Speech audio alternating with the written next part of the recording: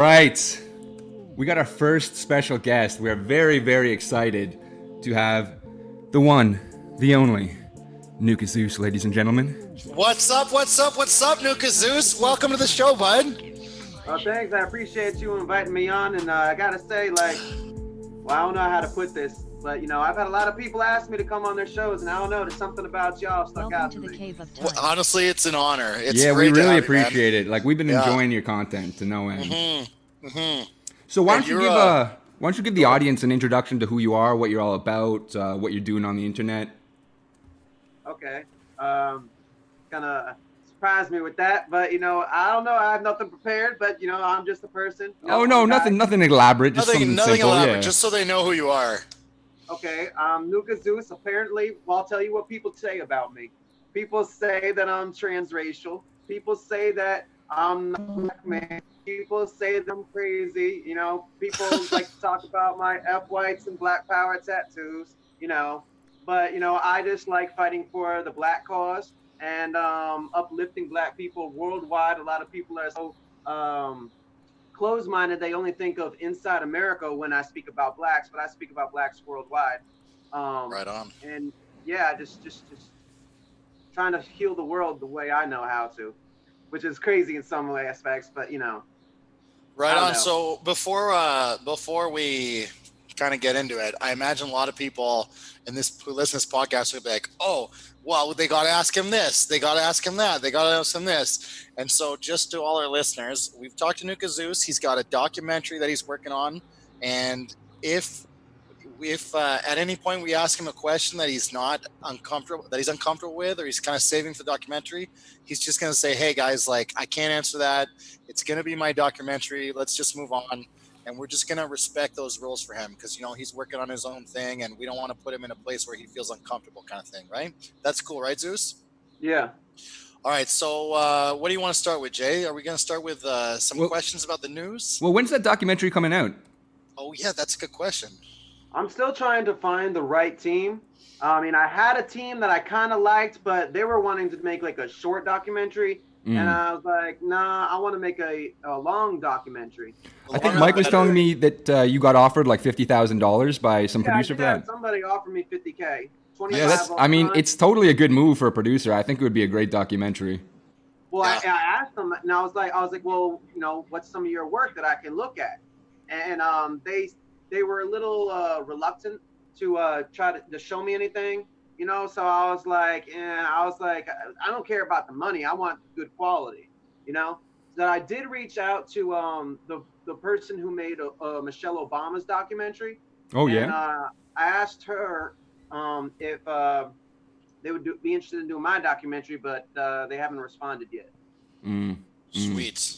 Well, you're probably going to get more attention over the next month or so, right? So you'll probably be in a better position to shop. Yeah. More people know who you are, right? Honestly, 50,000 might not even be enough. I could see it being a hit on Netflix and whatnot, So I totally agree. I completely agree. He was saying that 25 up front, 25 upon completion, and then shop the documentary to bigger things to try to get $1 million. He said $1 million.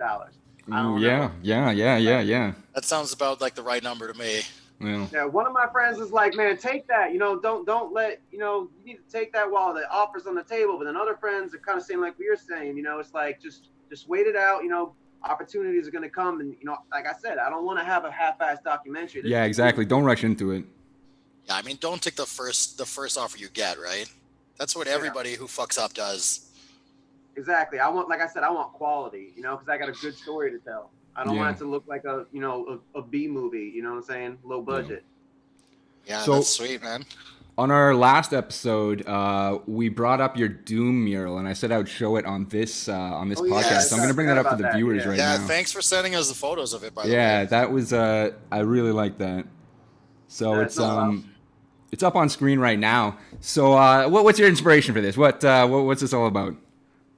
Well, I am a Doom fan, and I don't know. I just I saw it. I think I was looking at the cover one day, and it's just I saw myself. I saw that. What you see is what I saw. You know what I'm saying? Because it's I feel like I'm constantly attacked by, you know, white supremacists and stuff like that, and then dealing with when I was a kid, you know what I'm saying, all the, you know, the racist people attacking me, and like I feel like it's just me against everybody, you know what I'm saying? So Yeah. I just wanted to self-express it, you know. And there's a couple other arts that I wanted to make, but it's kind of hard, you know. That one was hard for me to do because there was a reference picture, but there really wasn't a reference picture because it was like still changing, and it's a lot easier when you have reference pictures, you know what I mean? Yeah. Yeah, that's it's on, freaking awesome. that's on the wall in your living room, or is that like a canvas or what? It's on the wall in my living room. I think it's 10 feet wide by 8.5 feet tall. That's beautiful. That's beautiful. That's awesome, yeah. man. Yeah, That's it took so me awesome. like a week to do that. It's kind of like reminiscent of Renaissance era with like you know, aristocrats with huge nice portraits of fresco. themselves in their living spaces. Yeah, You're a pretty talented artist. So have you been to art school or anything like that? When I was I did go to the Art Institute for like I think about a year. I took a couple classes in that, but like I already knew how to do some of that stuff, and it was very expensive. And then I don't remember. I bounced around. How old were you when you did this? How old was I? Yeah. Are we talking like high school, before high school? 22. Oh, okay. When I went to the Art Institute, you know, it's college, you know, but yeah. But I've always been artistic, you know. I remember my mom talks a lot about these two plates. I haven't had a chance to. I want to take a picture and show the world it. But when I was 5 years old and my sister was 5 years old, we each made we had a dinner plate where we drew our self-portrait. And anyways, the people of the class were talking about how I was so artistic and it was so much more detailed than my sisters and stuff like that. So I kind of always felt proud of that growing up. I was like, ha ha, my plate's better than yours. That's awesome. You got some good art, man. And I actually heard you did a podcast with Angel. Was Everybody Hates Angel? Yeah, Everybody Hates Angel, something like that. And he was saying that his fans like your art. So I don't know. Did you show him some art too, or where? No. What happened with that was before he had me on there, he went live and he talked to his audience about me, and he shared some of my stuff with his audience. And then I think he asked his audience, should I have him on the show, or this is what to look forward to, or something like that. Yeah. What's your take on all this coverage that you've been getting? You think people have been fair? You think people have been unkind? I think the people that are being fair are very what's the right word? Very small percentage. Yeah. Yeah, a lot of them seem like kind of assholes. Like we were talking on our last episode, paymoneywubby. I'm like, man, this guy's a freaking. I hate this guy. I would much rather hang out with Zeus. I would much rather. Yes. By the way, yes. What's the story behind your name, Nuka Zeus? Is that like your legal name? Yeah. Yeah. And nice. I'm gonna go into detail about that, but that's gonna be later. Gotcha. Cool, no problem. Yeah. So you just go by Zeus, right? It's cool if we just call you Zeus or Nuka or what do you want? Yeah, Zeus. All right, cool. And before we go on to piggyback off of what you were saying about Wubby, you know, actually, I don't even think Wubby was that bad. You know, I really enjoyed his video. I mean, I must have watched it like literally 100 times already. Oh, nice. It's just funny as fuck, you know. I mean, it's pretty cool. He's got such a huge following too. He's got like 700, 800,000 people on YouTube. That was before my video. After my video, it's like going up like 50, 60K. No way. Wow. Yeah. So he's getting famous essentially off of his video about you. Yeah, I know. I noticed that because my video is more famous. Yeah, and like you're going on tomorrow, right? Yeah. They're doing this game show. Probably a good move. Nice. What about anybody else? Has anybody else reached out to you to go on? I've had a bunch of people, but you know, I don't know who they are. You know what I'm saying? Yeah, so it probably takes time to like sift through everybody and kind of find out who they are. And you know, like when we contacted you, we actually asked you to come on last week, and you're like, "Well, I don't know, man. I don't know who you guys are." And then afterwards, you listened to our podcast and you gave me a call. You were like, "Hey, you know what? Like these guys aren't so bad." And then like we talked like all week, and you also said a lot of things when I was watching your podcast. I was like, damn, I really wish I would have been there because there were so many inputs I wanted to give. Yeah, here you are, man. Anything you want to say? Yeah. What would you respond to? Yeah. Yeah. I really don't remember. There was like a shitload. I remember cool. there was something about Martina Big. There was something about the Milano tan that I think somebody said something wrong about. Yeah, no, it was because you got back to me about that. So Mike had said that the tanning injections make your hair nappy. When apparently that's not true, right? That was one of the things. So it that's doesn't not true, make your eh? hair nappy. You know what I'm saying? All it does is change the color. And she was obviously lying about that. You know, I'm like, because I mean, everybody that takes it can tell she's lying. I mean, there's a lot of bodybuilders that take it. Oh, but, really? You know, all it does is darken every part of your body. Well, not every part, but majority parts of your body. So I mean, darkening your hair doesn't make it, you know, nappy. You know. Yeah. So does it just like make you more sensitive to tanning in sunlight, or like if you didn't see any sun, you would still be dark? Repeat the question. Like the injections, does it just make your body like tan more in the sun and just tan extra dark, or like would you be super dark without the sun? Oh, it wouldn't do anything if I didn't go into the sun. It's Gotcha. Literally is the same as like steroids. You know what I'm saying? You can take steroids all day long, but you're not going to get big muscles unless you lift. Yeah. You know what I'm saying? It's the same thing. It just makes my skin tan faster, just like steroids help you build muscle faster. So what do you think of Martina Big then? I mean, in one aspect, I'm like, you know, let that woman live her life, whatever the fuck she wants to do. But I also think, you know, I don't like it in some aspects, but it's just like, you know, like I said, whatever, you know, she ain't hurting nobody. But, you know, she first she wanted to be a Barbie. Then she wanted to have the curves of an African woman. Then she wanted to darken her skin. And she said that she didn't feel like she was a black woman until her skin was already dark. Yeah. You know what I'm saying? Yeah. So it's kind of different from your experience. Yeah, very different. And it is just recent, you know? Yeah. Yeah, what about if she was like your next door neighbor? Would you invite her over for barbecue? Would you hang out with her? Man, well, I mean, I'm a good neighbor. You know what I'm saying? I like to think I'm a good neighbor, but yeah. So maybe no animosity, but you wouldn't approach her first. Let's just say. Yeah. All right, that's fair enough. I mean, she's kind of a wild character, right? She's kind of, I don't want to say crazy. It's not crazy, but she's very extreme personality, right? I really don't know as far as that. I mean, I've only seen a couple interviews, so I can't really tell what her full personality is. I just can tell, like, you know, a couple. Well, okay, but like she's got like size S breasts and like. Well, that's one thing I would say though. I would, if I did talk to her, I'd be like, "Hey, can I see your boobs?" I'm not curious. How big are her nipples? Are her nipples like this big, or are they like? That's a good question. Or, are they like that long? This fucking. I have no idea. Zeus is asking the questions that the people want answers we need to know. I mean, I wonder if she has AK bullet nipples. AK bullet nipples. Yeah. I don't know. Maybe you could get on with her. Maybe you could get her on your show, on your channel. I thought about that. I thought about I more so thought about Rachel Dolezal. I might be interested in actually having a conversation with her, or a debate, I would say. Yeah. Debate, eh? What would you debate about? Just stuff, you know what I'm saying? And like, that was another thing that I think that y'all were talking about. You know, I always thought Rachel was, I still don't know the full story. None of us really knows the full story, or the true story, I should say. But, you know, I heard that, you know, she didn't think she was black until after she took a couple African-American classes. That's when she started pretending to be black and acting black and started doing all that stuff after Black history classes. But, you know, y'all were saying that that's not what happened, you know, it was all, you know, blah, blah, blah, blah. And so like, when, I don't know. When we were researching transracialism, we tried to basically take people at their word.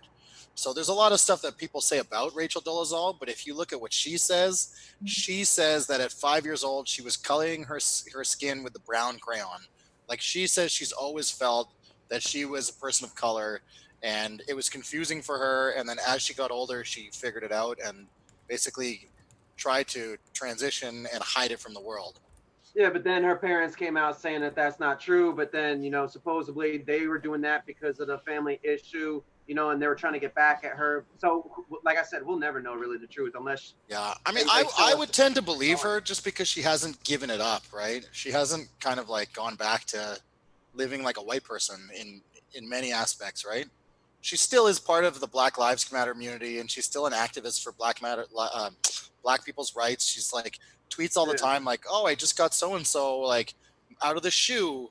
You know, like you haters keep on hating. I'm gonna keep fighting for the Black causes." Like, yeah. So I mean, I don't have any like really negative, you know, feelings toward her. I mean, because she's done some things. I would think. I don't know. I don't know what she's done, but I would assume she's done some good things.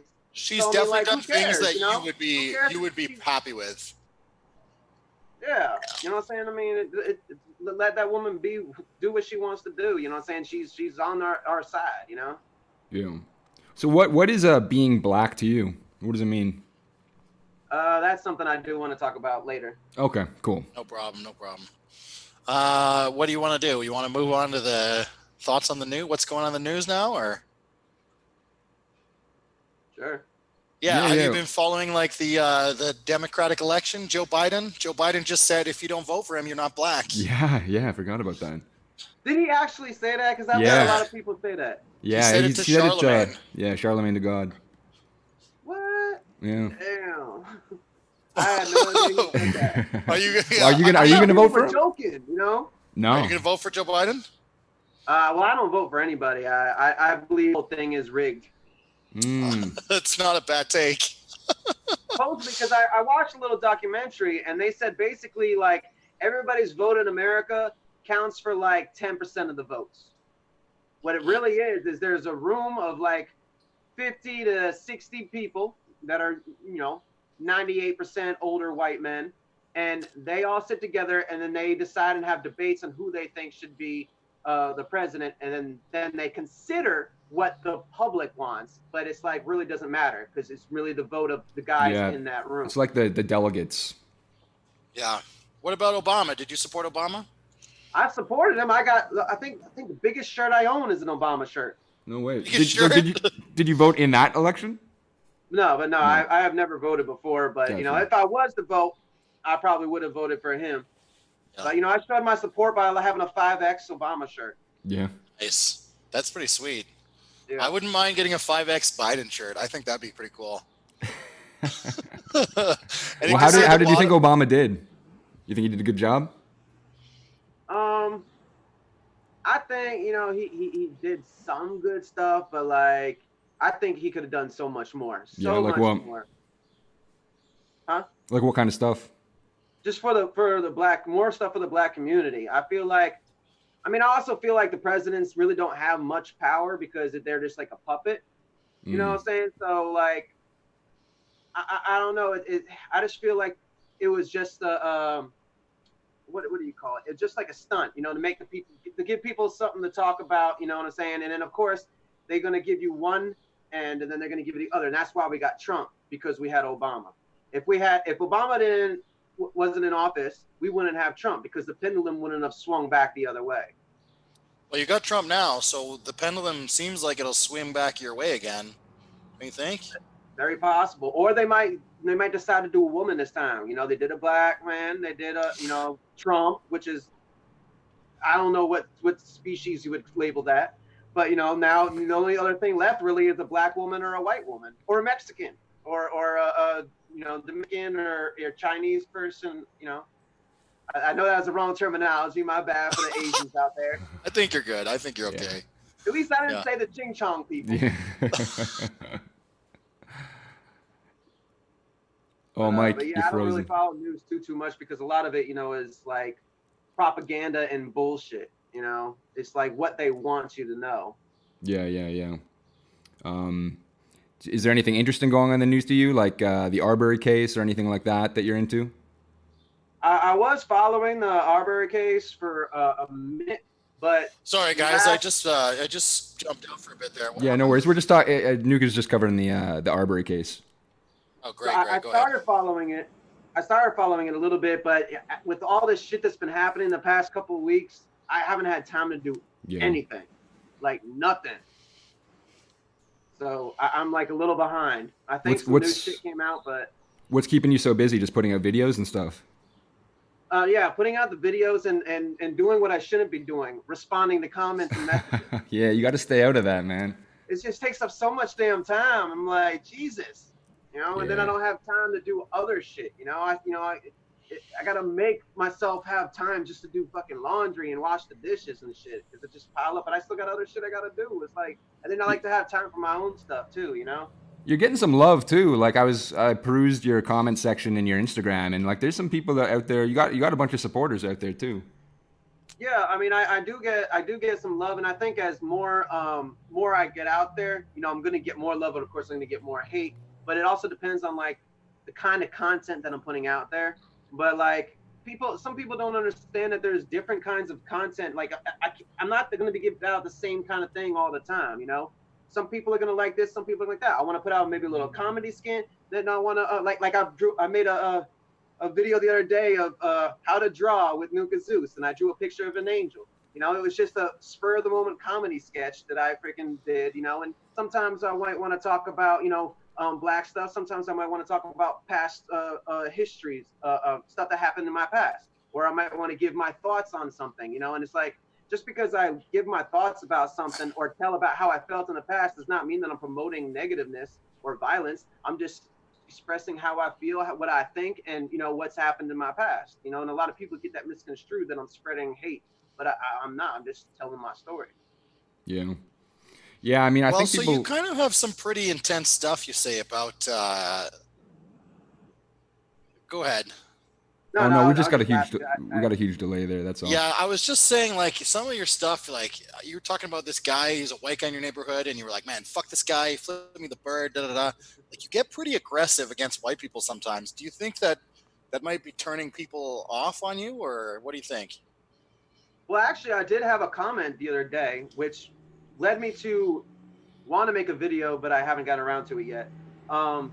This guy was saying, you know, you say a lot of nice stuff and blah, blah, blah, blah, blah, and you have a lot of good points, but, you know, people that would support you and be behind you are going to be turned away with all the negative stuff you say about white people. If you would just leave that out, you would have a lot more support.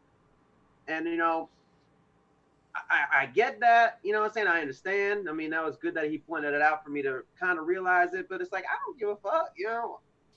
It's like, I don't know. It's just like I said in one of my videos about the past, like when I was a teenager making music, you know, I was like, I just want to make music for the Black people. I don't want no white people buying my music. I was like, this is just for the Black community, you know? So I kind of feel the same way about my message. It's like, okay, white people, I just really don't give a fuck. You know what I'm saying? I don't care about you. The Black people are what I'm going to listen to. Well, I think as you get more popular, you'll be exposed to more people, and hopefully you'll make friends with more white people. I think your opinions will change, because it seems like you live in a pretty insular community when you talk about where you grew up. Yeah. Is that fair to say? Yeah. So I mean, to be honest, like I would hope that you would be more open-minded, to be honest. But you know, like you do whatever it's your life, right? Yeah, I mean, I'm trying to as I said a lot of times in my videos, I'm trying to better myself. I am trying to better myself. I'm trying to get past some things, you know, that I have problems with, you know, like judging white people that I don't know. You know, I'm trying to get past that. I'm trying to work on that. I a couple of years ago, I met a white guy named Sibylla, and he told me, he's like, Zeus, you really cool. You know, but white people ain't that bad either. The majority of us, you know, there are some cool white people out there, you know. And then like he kind of became a friend of mine. So I mean, like, I understand, you know, I'm starting to, you know, reach out there a little bit, you know, I'm being a little more open-minded, you know. So I know, like you said, as I get out there more with the media, or, you know, the internet and shit like that, I'm probably going to continue bettering myself, you know. I think that's a pretty good way to look at it, for sure. Hey, I wanted to ask you, you mentioned your music. Where can we get your music, man? How can we get more Nuka Zeus music? Yeah. On my laptop? Yeah. Okay, like, can you mail it to me? Like, why don't you have a SoundCloud? Why don't you have like a Bandcamp? Like, why don't you put it up there, man? All right, well, a couple reasons. One is I don't know how or where. I mean, I kind of do, you know, I know about you. But, you know, I did have some stuff on SoundClick back in the day. That was before SoundCloud. And I actually made a video about this the other day, but I haven't posted it. But, you know, basically is a couple different reasons. I just have so much music and so much different deliveries and different styles. And wait, I got a notification on my. Thank you for choosing. We still good? We still live? Yeah, we're still live. Okay, I don't. Okay, anyways. So I have such a diverse, such different things. So some people like this, some people, and usually when somebody hears, they're gonna think that all my music sounds like that. To give an example, I have, a couple of opposites. I have some, like R&B type music, and I have some horror. And like some people are like, man, that R&B shit's gay, man. You don't need to be doing that shit. We like the horrorcore shit. And then you get the other people that it's like, no, man, get away from that horrorcore shit. We want to hear that the R&B stuff is the good stuff. You know what I'm saying? So it's like I'm just torn in all these different ways. And it's like I'm a little self-conscious, so I don't know what to release. And then I just have so much. And then back in the day, I do all self-taught. With engineering. So back in the day, I had some decent songs, but the mixing wasn't that great. So it's like, are people going to realize that it was bad mixing back then, but they can still hear where it was supposed to be, or or what? I have no idea. There's a lot of I overthink and overanalyze. Yeah, it sounds like you're like way too self-conscious about it, man. Like the stuff that we've heard is fucking unbelievable. Like you should just put it out there. If it doesn't get a big following, it doesn't get a big following. But like I'm 100% sure you will have music fans. Maybe not hundreds of thousands of music fans, but you will have like hundreds of music fans at least, maybe more. I have leaked out songs over the years. Like I said, I have leaked out a few here and there, and even on my my YouTube, I have some of them that are like hidden. Exactly. Yeah. They're unlisted though. Like I found that through like a playlist that had all the links to the unlisted videos. A lot of them are unlisted at least. Yeah. That's what I'm saying. I got some hidden in there. Yeah. Because that way, if you're just looking for the through my videos, there won't be like a shitload of my songs popped up there. You have to actually go here to get it, because I don't want to like upload a bunch of shit and people that don't want to hear my music like, God damn, why is get all this shit here? You know what I'm saying? So I just want to like keep it to the side, to where if people want to go to there, they can go there. So are you still doing music? I am, but not as much as I used to, for a couple different reasons. But I want to get back into doing it. But it I have a couple hurdles that I'm trying to jump over. Yeah. Okay, yeah. Do you like? Did you record in a studio or something, or just do that in your friend's house, or where were you doing that? I have my own studio. Oh, sweet, man. Like, yeah. Okay, like studio room. Oh, sweet. Oh yeah, I can see the. You got the. What is it? Eggshells on the back wall. Foam. Actually. Yeah. Yeah, that's sweet, man. Honestly, like my advice: put it out there. Put your music out there. The people want it. The people want to hear your music.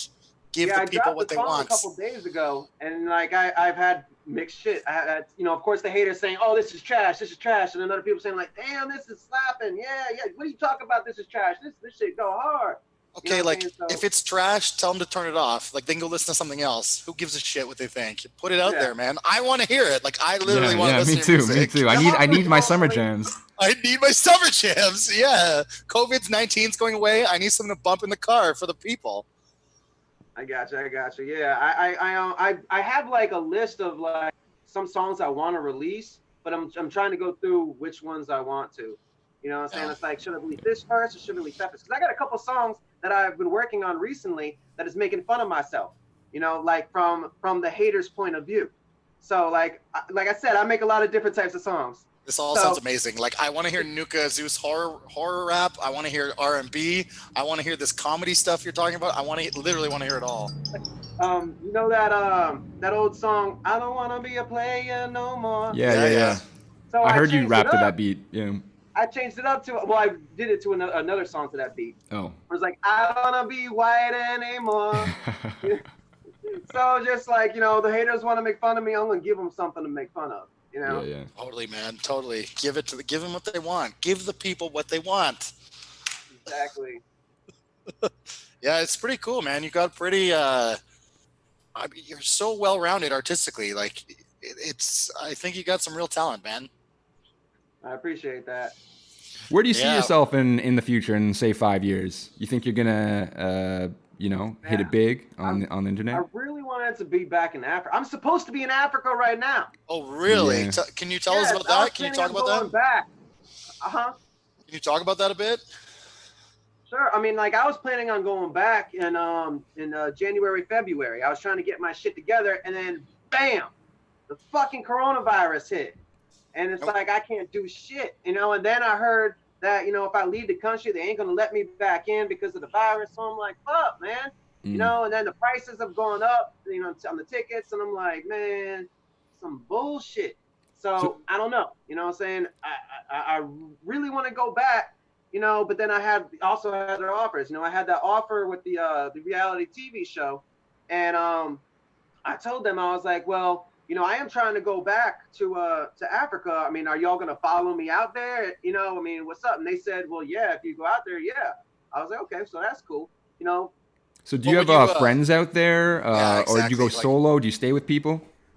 I have quite a few friends out there, and I miss some of my friends, and I have some friends that I met online that I talk to, and you know, all over Africa, not just one country. Like, I be talking to a bunch of people in different countries, and you know, learning about all different types of stuff. And I want to. My initial goal when I first went to Africa many years ago was I wanted to go there and have a backpack on, pick a direction, and just walking, and spend like 2 to 5 years walking across the whole continent, going in every single country, learning about every single country.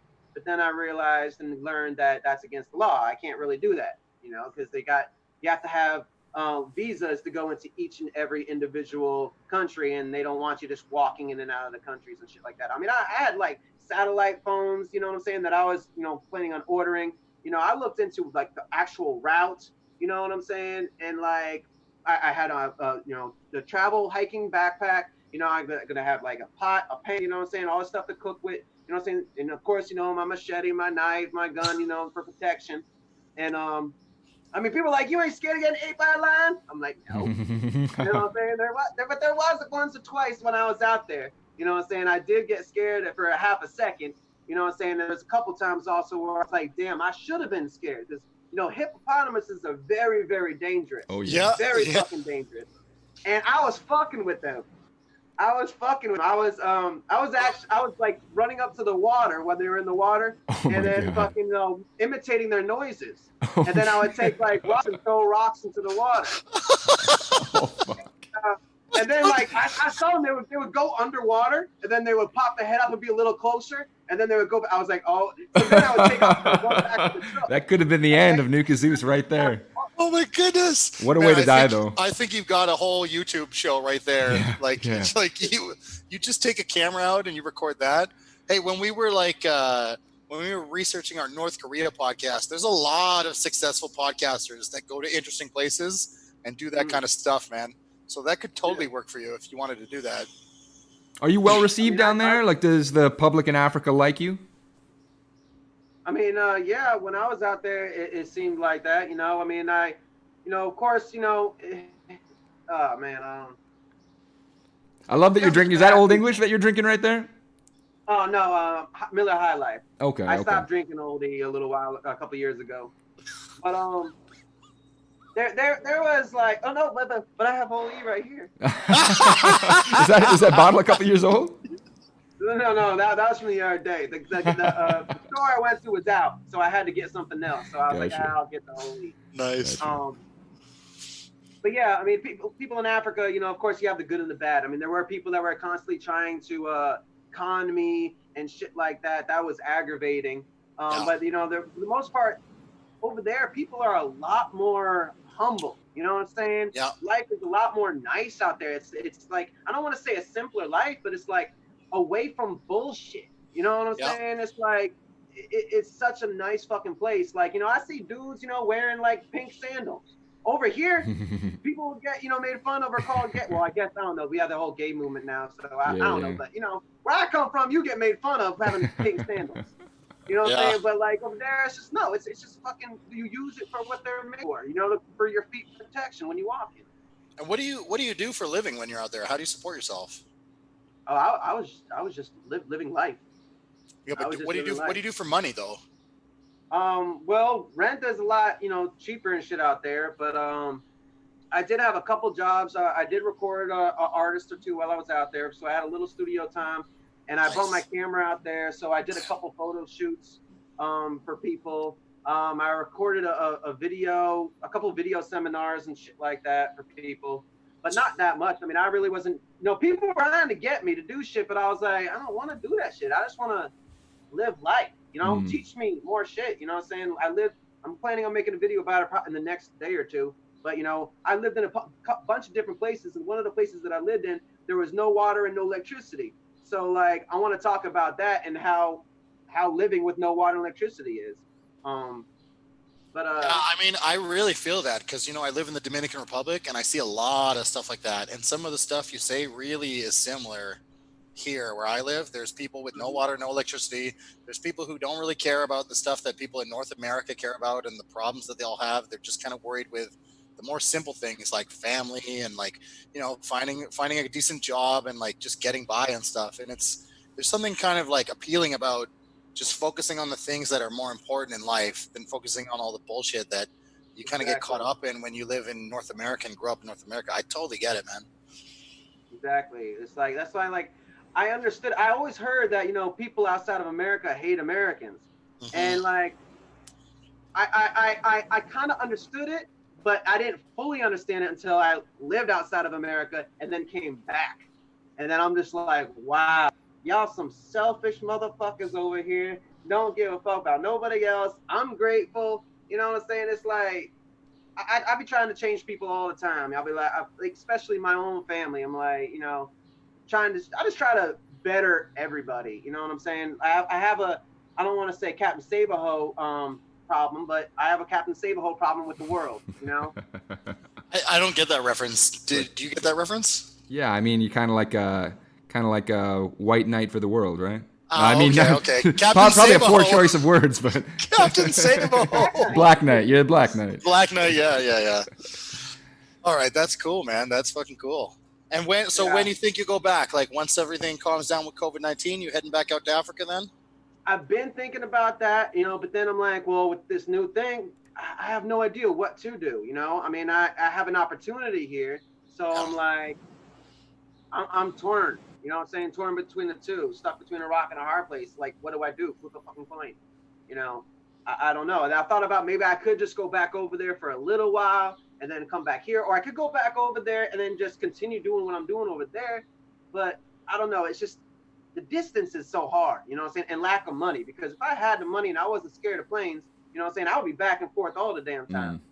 But I got friends over here, family over here. I got friends over there, partial, what do you call them? Like not a play families over there, So it's like, plus I just love it out there. I fucking love it out there.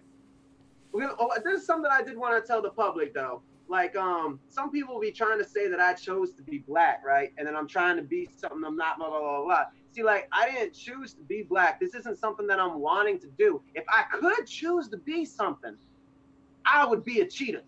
I fucking love cheetah. I want to fucking be a cheetah and run in the savannah. You know what I'm saying?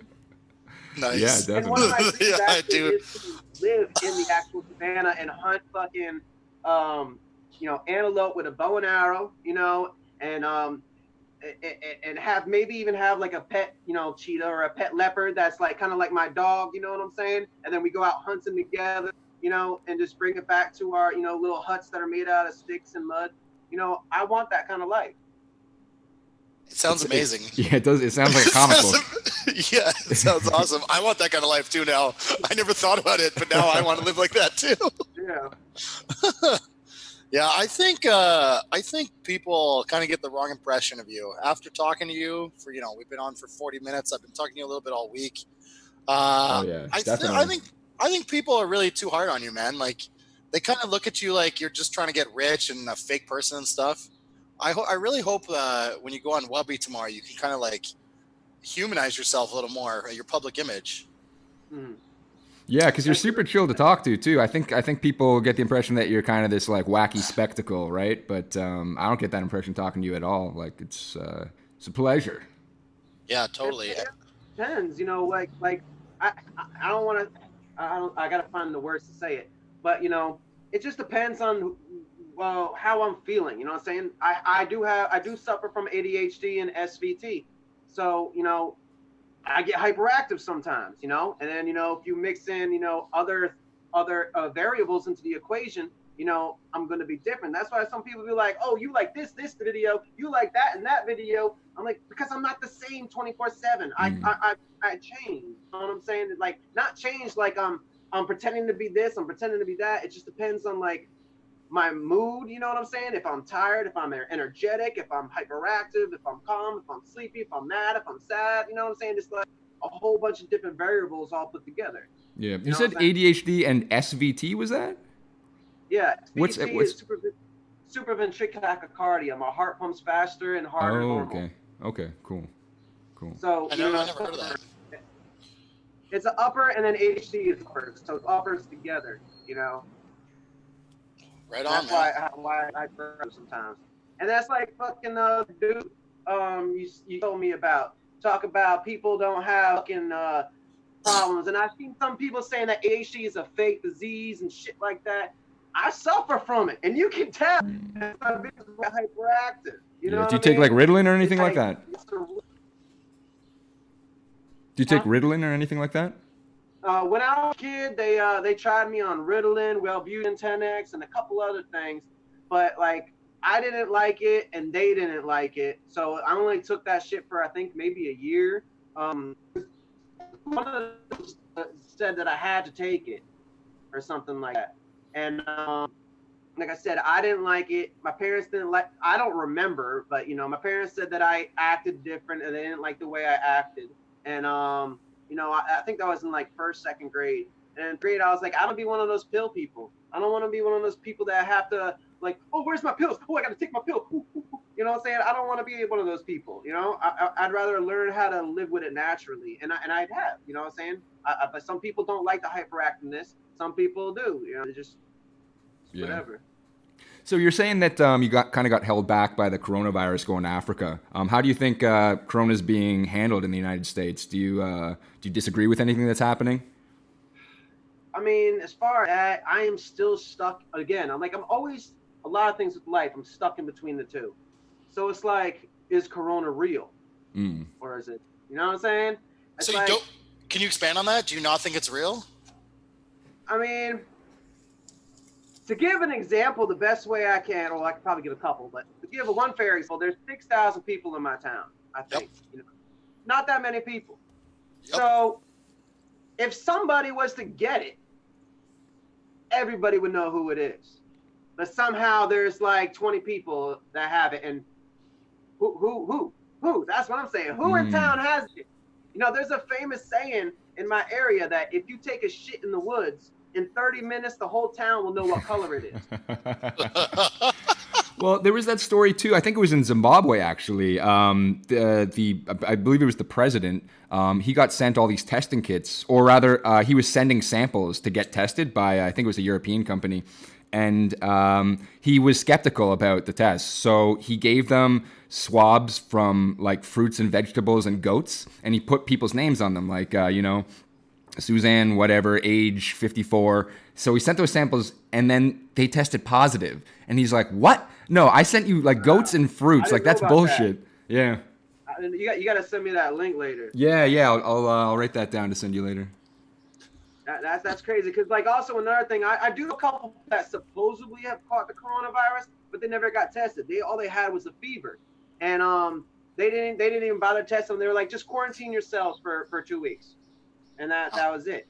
You know what I'm saying? So I mean, it could just be just a regular fucking little flu. You know what I'm saying? Or a cold. You know what I'm saying? I have this one friend of mine who's taking advantage of the cheap tickets in America. She has been to like several different places in America. She's just going state to state to state to state to state. No masks, no gloves, no nothing. She's a firm believer that it's completely made up, and she's trying to prove to people that it ain't. I mean, she's in Jersey, New York. You know what I'm saying? She's in Vegas right now, I think. It's like, no. She was in Vegas. Now she's in LA. But, she hasn't gotten sick. And I'm like, you know what I mean? So I don't know if it's real or not. I don't want to jump to conclusions, but, it's hard to say. Okay, cool. God, we should have had him on when we did our coronavirus first podcast. We should have had Nuka Zeus chime in. Yeah, that's interesting take, man. Interesting take. Is that like a common thing that a lot of people where you live, they all think that way, or is that just you? I haven't really asked. I mean, I was doing the whole fucking. I mean, I still kind of am doing the self quarantine thing, because I see my parents pretty often, and they both have bad health issues, and I don't want to take a chance because if they supposedly, you know what I'm saying, if they get it, they're gone. They're gone, totally. Especially with my dad on oxygen and shit. Yeah. So I'm trying not to go out there unless I have to. But when I do go out there, there's, I wouldn't even say less than half the people are in gloves and masks. Less than half. I'd say maybe a quarter of people at most. Cool. Yeah, there's a couple things we wanted to jump into you with. Do you mind if we get your opinions on them? And in the news today. So what do you think about 6ix9ine coming back? I know you did some videos on him, but I was just about to say that. I know you did some videos on him, but I'd like it if we could talk about it and flesh him out a bit more. Yeah, it's just, man, there's just so much to say. Where to start? I just think he is totally bad, period, for the community. You know for which community?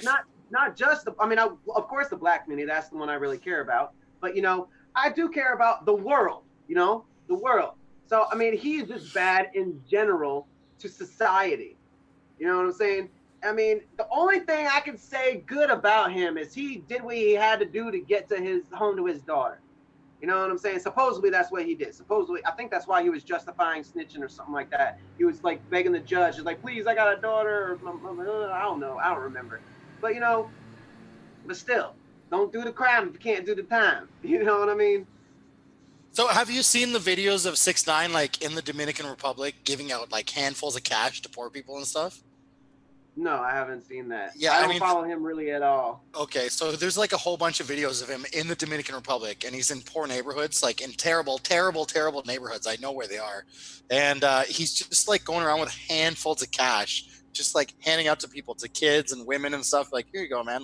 I have so much. I'm so blessed. I'm so this. I'm so that. And he's just handing out cash to people. What do you think about that?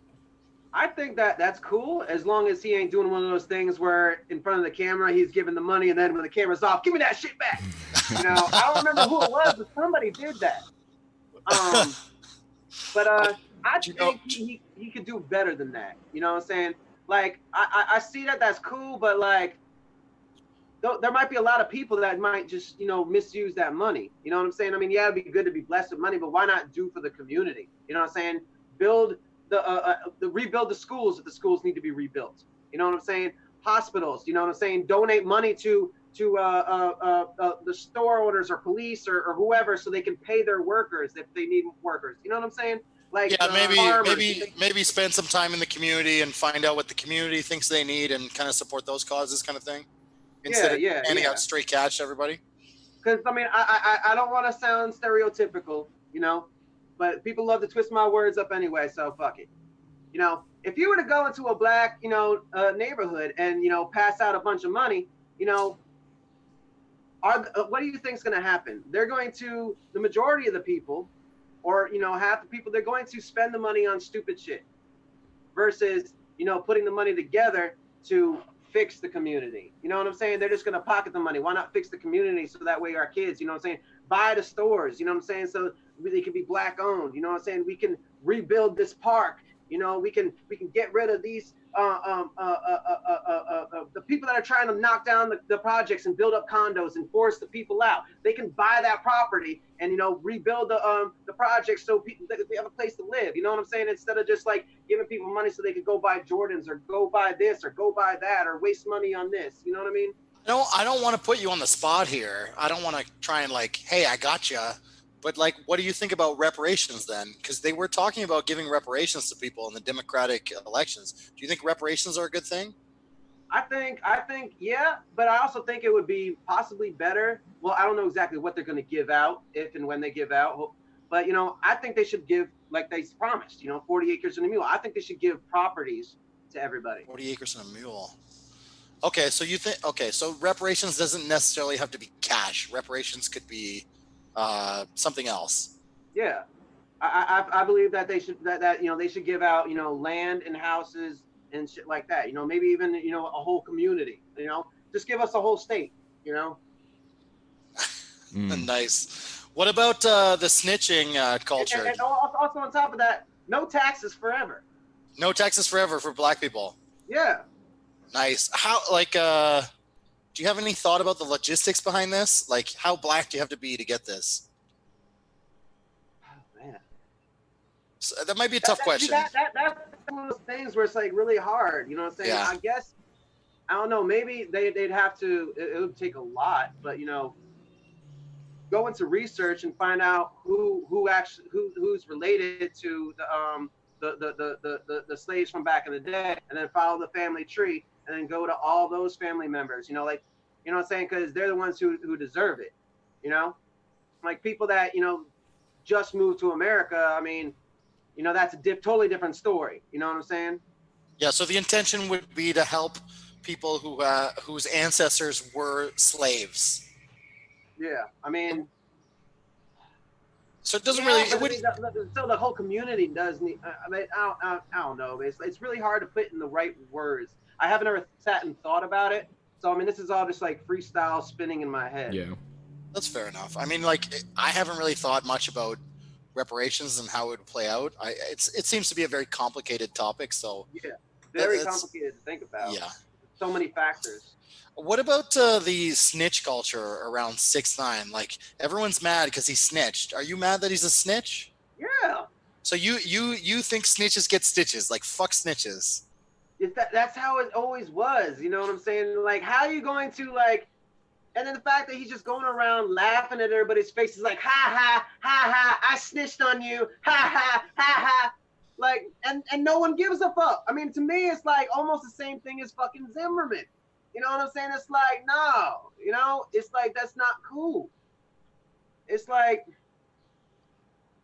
it's also promoting, promoting snitching. You know what I'm saying? It's like, now other people are going to feel like they can do the same thing. They can do whatever they want. And all they got to do is snitch on their friends. Sure, but like, why is like snitching? Snitching is basically like reporting crime to the police and the government.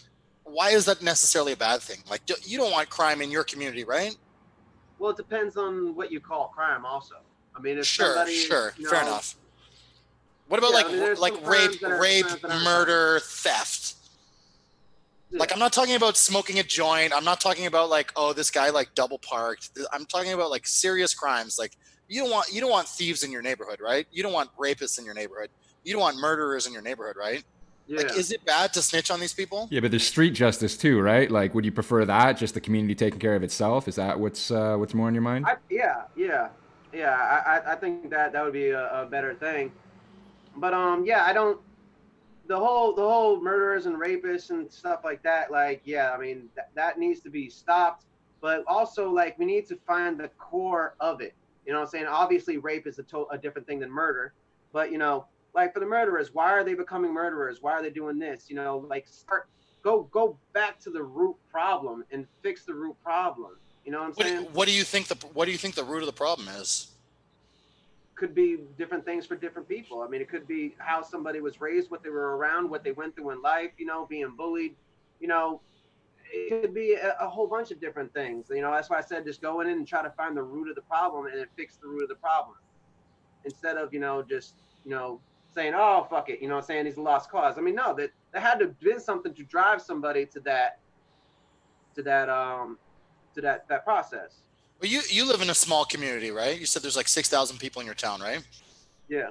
So I live in a small community too, and there was a guy who was like robbing houses, and one of the local security guards for a lottery place like grabbed this guy and like shot his gun up into the air, like grabbed him by the fucking throat and was like, "Don't move, motherfucker. You're going to wait here till the cops get here." And the whole town came out and like basically like held this guy down. He wriggled away. He ran into someone's backyard. He was like running around the whole town and he was hiding out in someone's house.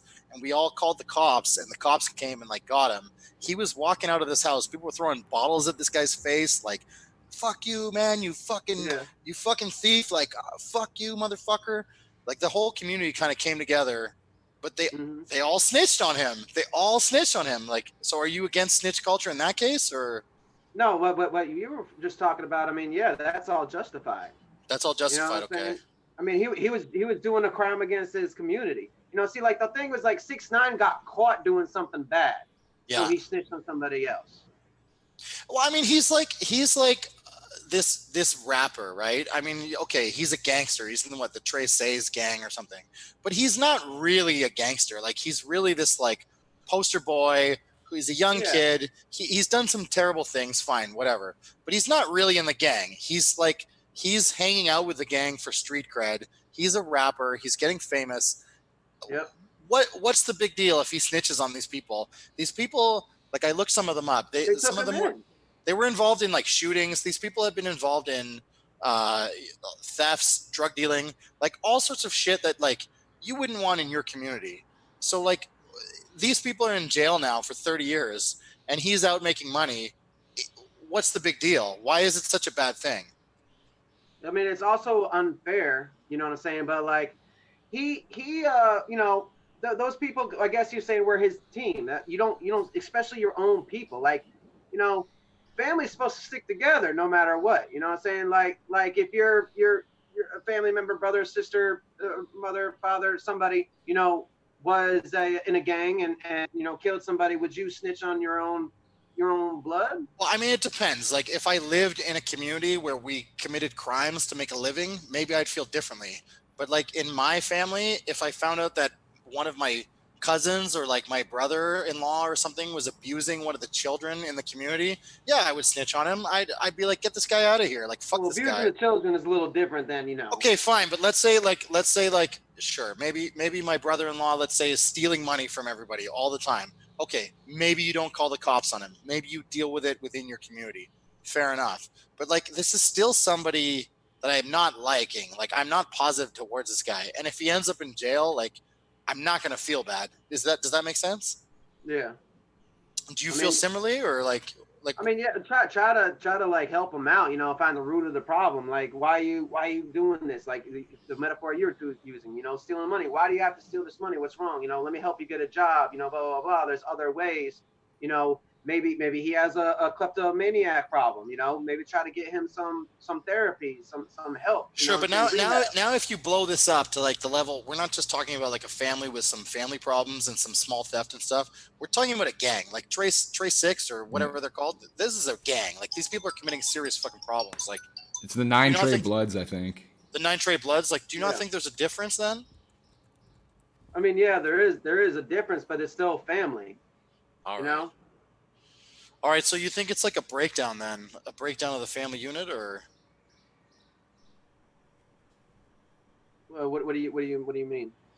Well, I mean, I don't understand this snitches get stitches culture. Like, I really just don't get it. Like, what is so bad about snitching if you're putting bad people away? I think he's explained it pretty clearly. It's just the community should take care of itself. You don't need these like bureaucratic organizations that like really don't care about you coming in and, you know, controlling your community, right? Yeah. And they could come in and being biased too, you know, because they don't know nothing about you. The community knows each and every person, so I think the community would have a better way of punishing and sending it and deal with it themselves, you know.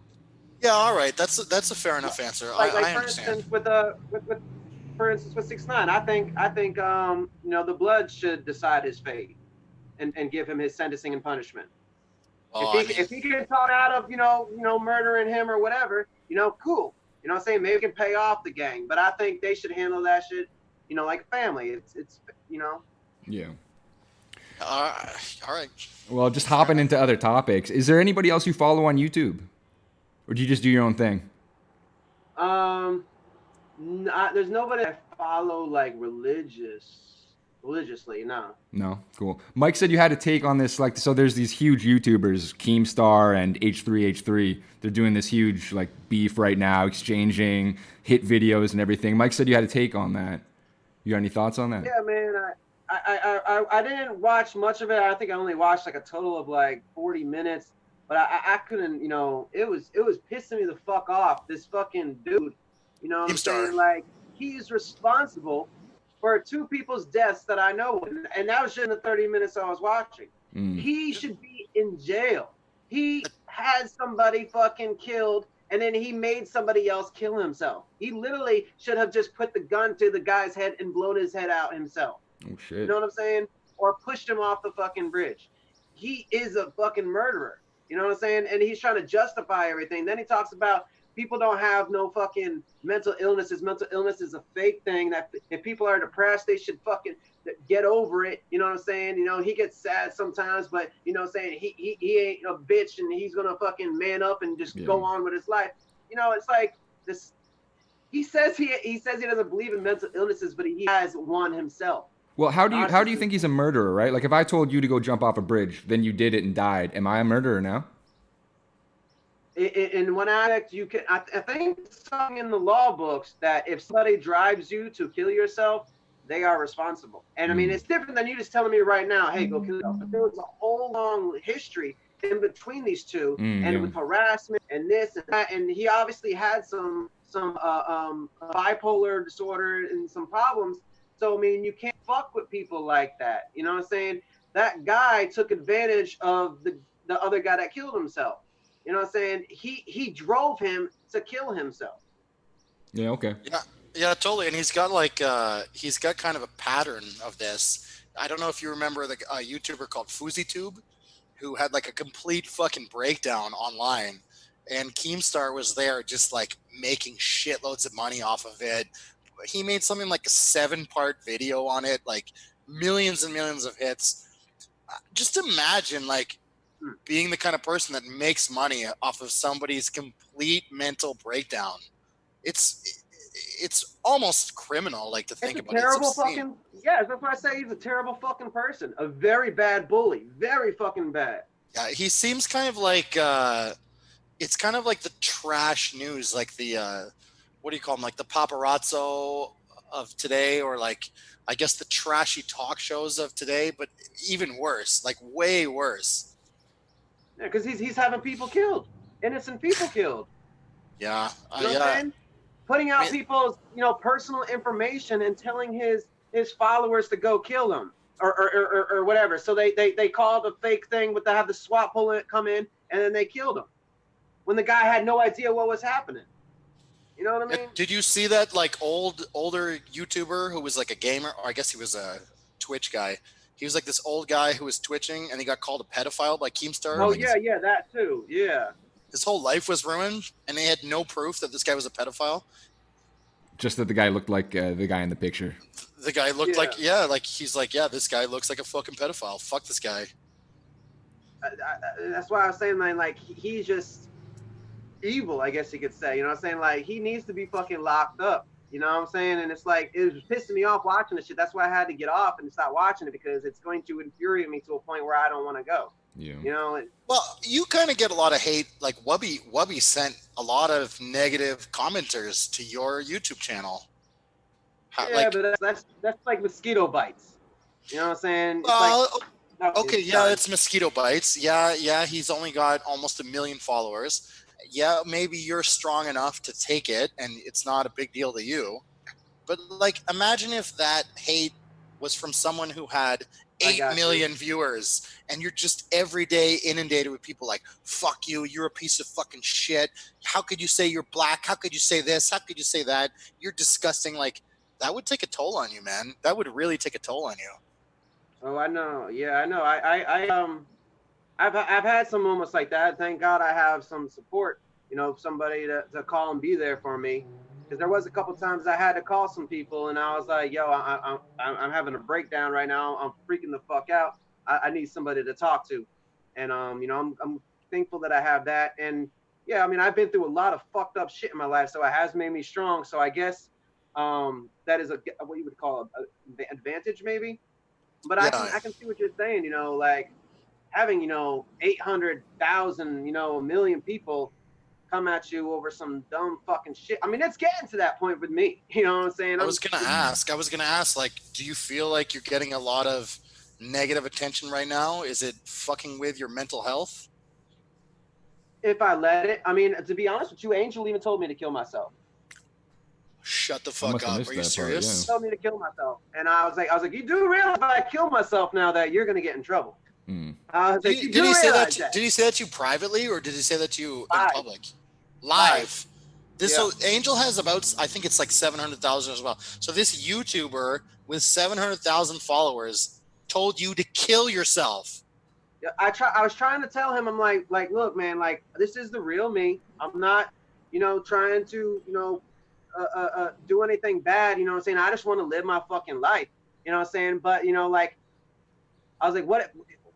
He keeps telling me to stop doing what I'm doing, stop doing what I'm doing. And I told him, I was like, so honestly, what am I supposed to do? The only way that I can stop being me is if I am dead. I was like, if I either get murdered or if I kill myself. I was like, do you want me to kill myself?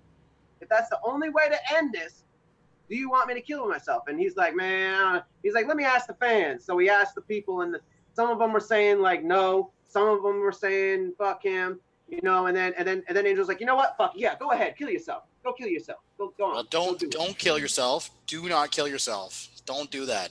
Don't fuck with that shit. That's too much, man. That's fucking terrible. People shouldn't treat you like that, man. People shouldn't treat anybody like that. Exactly.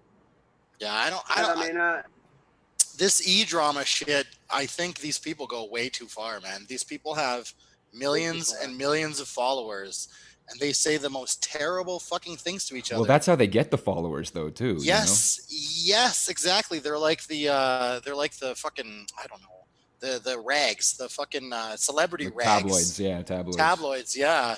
And like, is there going to be a legal process to hold these people responsible? I don't know.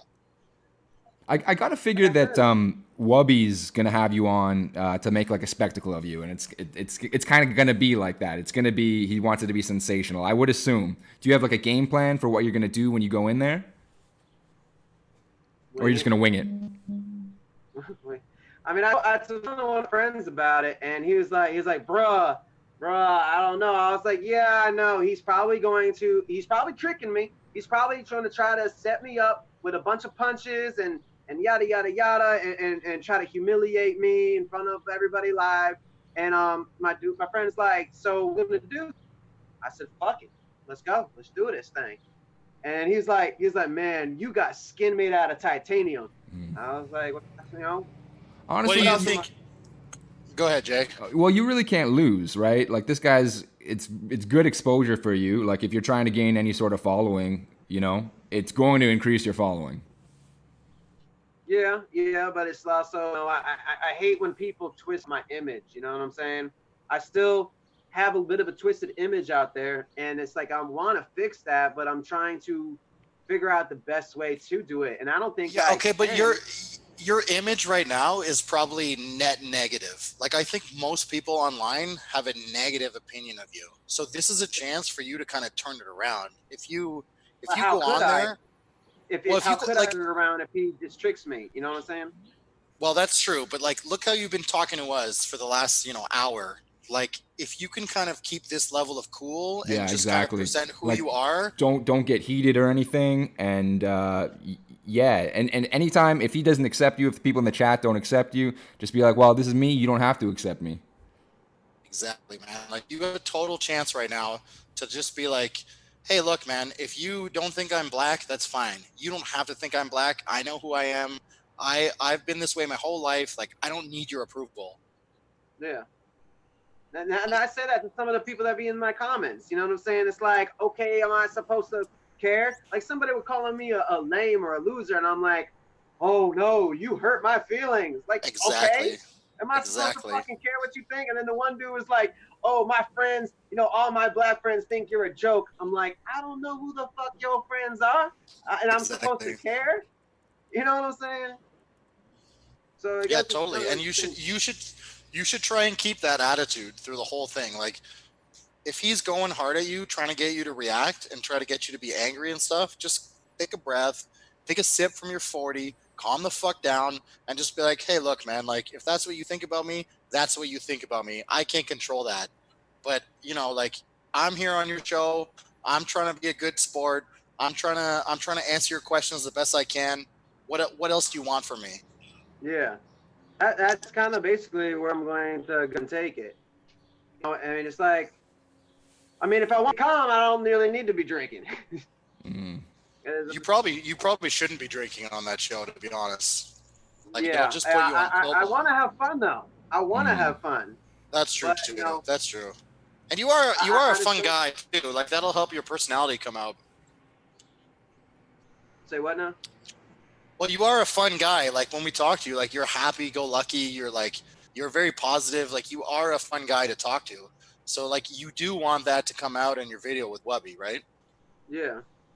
I guess I don't know. I mean, I just want to. I don't know. I just want to have fun. You know what I'm saying? It's a game. It's supposed to be a game show. You know what I'm saying? So all right, let's play a game. Let's have some fun. You know? I mean, if you want, I mean, I ain't gonna.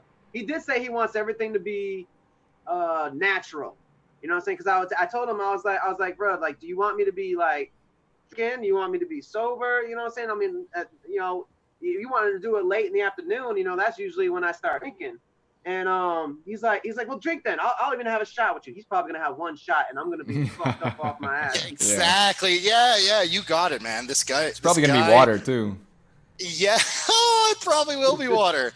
I get the real feeling that Wubby is a total fraud and fake, and like, this is his internet personality that he puts on, and he's just kind of a grifter. He's just a total fucking grifter.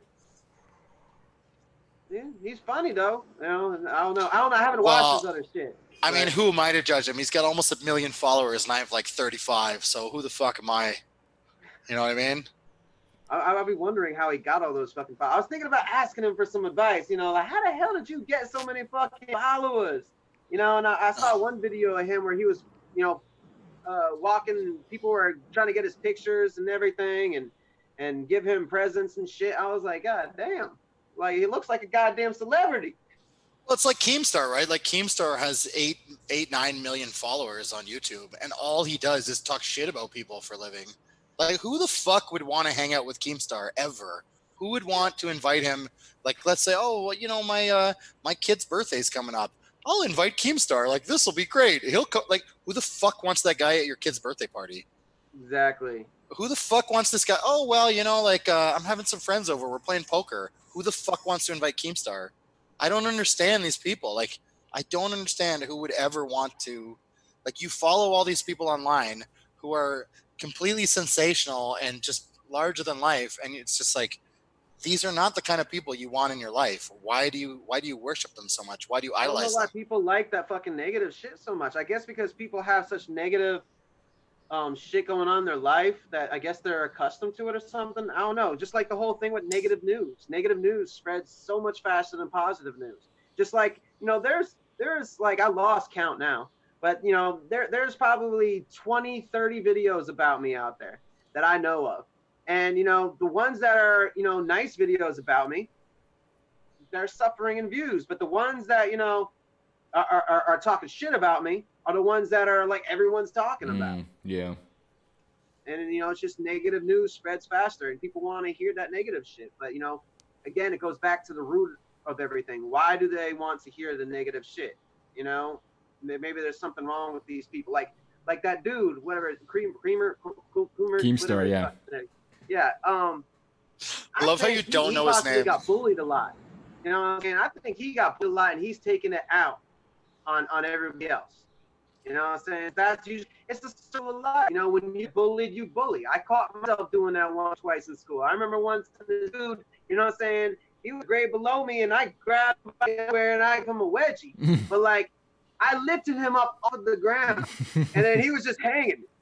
And then like and then I started going like this. You know what I'm saying? Making his body bounce while holding onto his underwear. His underwear stretched that fucking much. And he was just going, until finally the underwear snapped and ripped, and then he fell to the ground. Oh my God, that's brutal. Yeah, and I mean, like, I just did that because I was big too, you know? And then like, I realized that, you know, and I did apologize to him, you know, like nice. 15 I was gonna years ask. later. Nice. Yeah. Yeah, I think a lot of people have the experience where they bullied someone when they were younger, and they just fucking feel terrible about it for the rest of their life. And I think that's such a normal, healthy thing. It amazes me when you see someone in their 30s who is still a bully. Like it's just incredible. Like it matters. Like and like I saw him calling one of the guys a fucking loser. He has no friends. He's lame. Who gives a fuck? We all adults now. If someone is what we used to call a lame, you know, who fucking cares? You know what I'm saying? That's fucking high school, middle school type shit. You know, and that shit matters in life. Just let's show the person that has no idea what real life is about, what, you know, everything. And I'm going to this thing better soon. You're out of batteries almost? Is that what you said? Yeah, soon. I'm trying to check my because it won't charge. The phone's too hot. Oh, okay. But I was trying to check. It said I was 15% like a minute ago. Okay, yeah, we could start wrapping up. Is there how do you think the interview's gone? Is there anything else you want to talk about? Get off your chest? I should have write shit down. That's what I should done. I can't think of anything off the top of my head. All right, cool. Well, Mike, did you have any things you wanted to hit him up with? Yeah. All right. I'll ask him like some quick questions. Like, is Joe Biden going to beat Donald Trump? I hope everybody in America beats Trump's ass. All right. How long is it going to be till we get a black president? Shit. Hopefully. Well, I mean, people are saying that I should run. You know, maybe I could be the next black president. You know, here. Yes, yeah. Totally run. Next year. I mean, I got a good one. You said you supported Obama, but you're not so fond of Biden. What if Biden came out as black? He said, "I've always been a black guy. I've been kind of hiding it. I've been living this white life, but I honestly feel black." What would you think? I would be weirded out, honestly. I mean, like, I don't want to be intolerable, but, you know, I don't really, you know, the whole transracial things, like, I don't know. I mean, I'm an accepting person, you know what I'm saying? So I accept it, you know what I'm saying? You know, whatever you want, but I don't know. I ain't gonna say that I like transracials. Okay. But, you know, I just. What about transgenders? Do you support transgender people? Yeah. Yeah? It's all right. Funny. You know what I'm saying? But I think maybe because transracial just hit my face like 2 weeks ago, 3 weeks ago, whatever. You know what I'm saying? I'm like, what the fuck is this? You know, and then people want to call me it. So I'm like, but I'm not transracial. So it kind of makes me confused of what the fuck is transracial.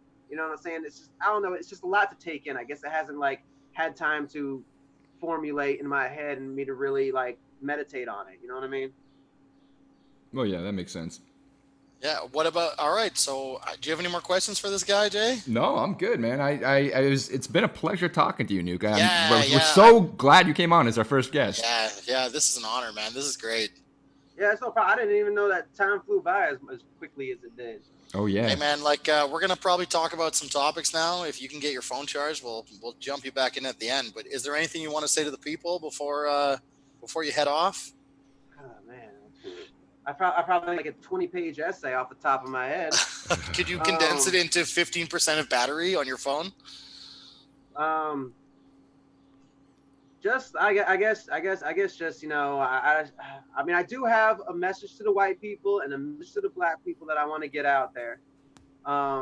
Two separate messages, you know, just want to explain stuff. You can't explain things to the world because, you know, the white people aren't going to understand what I have to say to the blacks, and the blacks aren't going to understand what I have to say to the whites. You know, it's just, you know, that's going to come out eventually. I don't know when or how, but it needs to be a big platform so I can get it to as many people as possible without having to repeat myself 5 million times. Yeah. So, you know, be aware that that's going to be coming. And, you know, I just like, you know, people to stop judging off the bat, you know, and judging too quickly. You know, get to know me, who I am, why I am the way I am, you know, and then, you know, I feel like people would really understand me, you know. So what if I have, you know, some weird opinions, you know what I'm saying? Some people like Trump. Some people think Trump's amazing. Some people don't. You know what I'm saying? Doesn't mean that those two people can't be friends. You know what I mean? So what if I have some crazy views of some topics? You know what I'm saying? Doesn't mean I'm any less of a person. You know what I mean? Yeah. I think that's a great positive message, man. I think that's awesome. Yeah, I'm looking forward to see where it goes. I'm looking really forward to see the Wubby interview too. Yeah, we're gonna definitely cover that. Yeah, Check definitely that out. tune into that. And yeah, we'll keep in touch. You're a friend of the show now. If anybody ever calls us a racist podcast, we can say it can't be a racist podcast because we have a black friend of the show. Yeah, our first guest was black. Our first guest was black. That's amazing. Yeah, you should get it like a plaque on a plaque. You know what I'm saying? Yeah. Hey, and you're welcome to come back anytime, man. We'll stay in touch, and if we think we have a spot for you, we'll throw you in there for sure. All right, definitely. All right, cool, man. All right. All right, y'all take it easy. Yeah, great talking to you. Bud. Now, how do you hang up? Boom. I don't. All right, I'm gonna need to adjust some stuff on the OBS. Man, I was freaking out. Like my settings just did not work for the 3-person call. I had to do it all on the fly. We're still live streaming? Yeah, though, right? We're still live streaming. Yeah, right. But I just gotta fool around with some stuff. So. All right, you fool around with that stuff. Wow, what a great interview. That guy he's great on the phone. He's such a good speaker. He's not what I expected at all when I first saw him on the internet. And I know you're going to watch this later, Zeus. I think I actually owe you an apology. Because when I first saw you, I felt you were kind of like a joke. And I was like, who the fuck is this guy? This weird guy who thinks he's a white guy who thinks he's black. And yeah, my opinions of that kind of changed over researching the transracial podcasts. I feel like I'm more open to it now, a lot more open to it. If this guy wants to live his life as a black person, like I have zero problems with it. I'm totally fine with it. After talking to him now, I feel like he's a nice guy, man. That guy's a cool guy. And yeah, so I guess we're like an hour and a half in, and we wanted to talk about edrama, the deer girl from Twitch. Yeah. I still wanted to. So, how do you think the interview went? I don't know. I felt like we were both kind of unprepared for that. Well, I mean, the thing is that like I knew there was a lot of stuff that he didn't want to talk about. I knew he didn't want to get personal. And so, and I know that he's like kind of iffy about white people too. So I was just kind of hands off. There was a lot of times where I wanted to come in and I'm like, oh, but what about this? Or like I wanted to like go further into his personal life. But yeah, it was really hands off, which is good. He gets to say what, say whatever he wants to say. I will say this. It was a lot easier to do a podcast with a third person. It's a lot easier to not have to talk so much. Yeah. So I think he did a great job of kind of taking the reins on that. He was probably, if you break down our talking time, he probably talked a lot more than we did. Oh, for sure. Yeah. Which is awesome. And oh man, I had like 15-minute blocks where I was like radio silent. Yeah. I mean, I think if he can get like long form talking on other podcasts, I think he'll be a big hit with people, to be honest. I mean, I could see him amassing, easily 1 million followers if, he plays his cards right and he just keeps exposing him more. The world just keeps getting more exposed to him. Yeah, I don't know about this, like, well, I mean, I guess he kind of has to hold off stuff for his documentary because, like, it would be his big financial ticket if he could get that documentary made. I don't know. I don't really get that, to be honest. But I was just respecting his, wishes on that. Well, okay. So, like, I totally understand his point of view, but it just seems very up in the air, and I feel like it would benefit him more to let more information out. Yeah, like, I think so too. I mean, the podcast, our podcast obviously would have been more interesting, but he's trying to... Well, I understand what he's trying to do, but it's not like they're not going to be able to make a documentary about him if he lets too much information out. It's not like someone could steal all his information and make a good documentary without him. Yeah. Like the Rachel Dolezal was as famous as it gets. Mm-hmm, they still had to make a documentary centered around her, right? Everybody thought they knew everything about her, and she still had tons of stuff to say. Yeah. I feel like most documentaries are like that, no? Yeah, I don't know. But yeah, that was crazy. So like, yeah, what else did you want to get into? Well, okay. So like, is there anything you want to talk more about the Keemstar H3 drama? Maybe I mean, okay. So we were initially going to do this episode on like edrama. We were thinking about this Twitch otherkin girl who thinks who identifies as a deer. We're going to cover the Keemstar stuff. I was looking into other edrama, and I had like one solid night where I was just watching all this. As you said, it's like tabloid stuff, and it's just so trashy. And I'm just looking at the interactions that these people have, the view counts that they have, the number of subscribers that they have, and realizing that they have all this because it's trash. It was super depressing. I'm like, man, we're never gonna. Well, I don't know. We're not gonna run a show like that. It's not gonna happen. Yeah, because that episode was gonna suck. It's like, well, I got nothing to say about this. This is stupid high school bullshit. Like you had said earlier in the week, it's YouTube is kind of like a high school with millions, 300 million people or whatever on it. Yeah. It's like a high school where all the popular kids are just mean to all the losers, and then everyone applauds them. Yeah, I don't know. So I don't really have a problem with someone like PewDiePie. Like, I'm not into that stuff. He's, totally. The most famous YouTuber, one of the most famous YouTubers, and it's like, okay, he seems like a cool enough guy. But this like Keemstar stuff, H3H3, these do not seem like the cool guy. This is not the cool table at high school. These are not the people that like you want to sit with. It's like, yeah, they're popular. I don't know. I guess they're like annoying hall monitors or something. I don't know what they would be considered in a high school setting, but I don't want to sit at that table.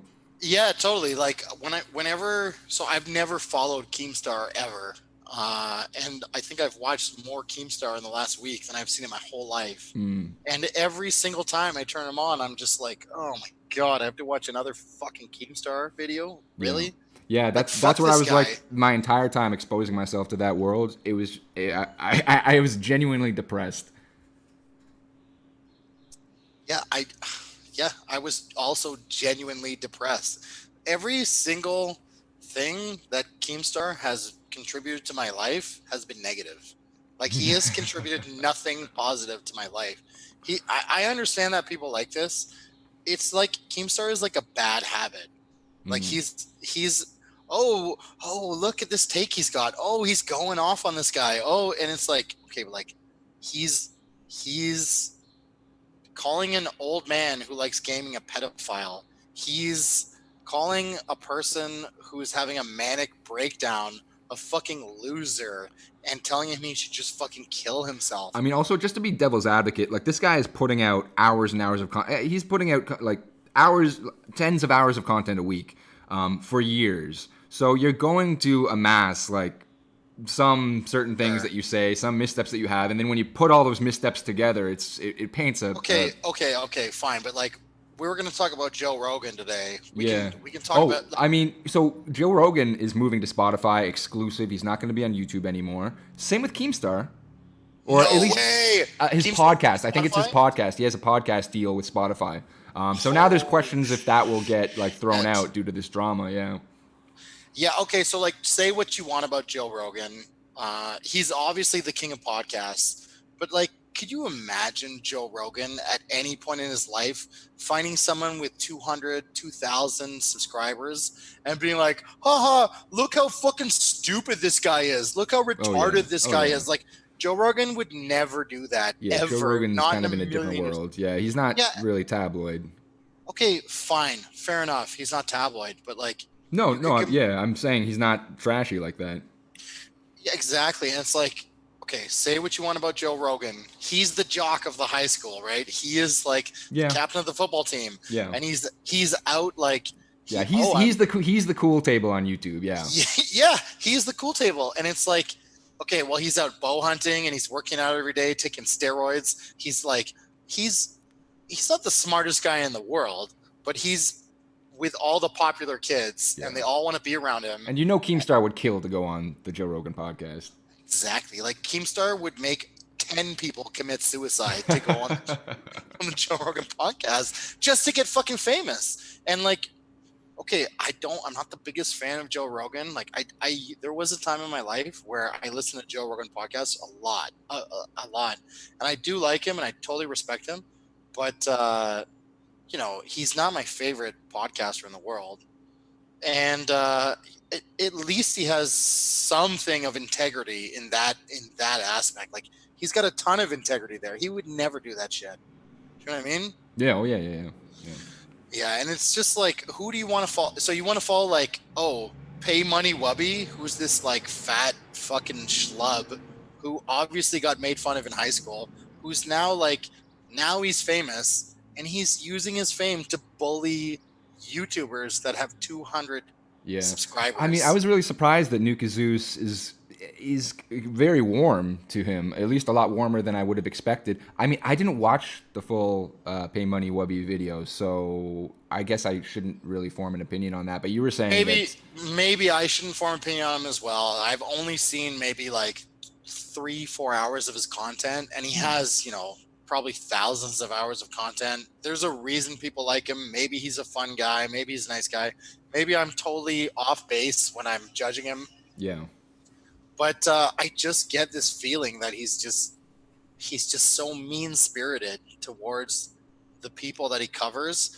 Okay, so like, do you want to jump into this deer girl?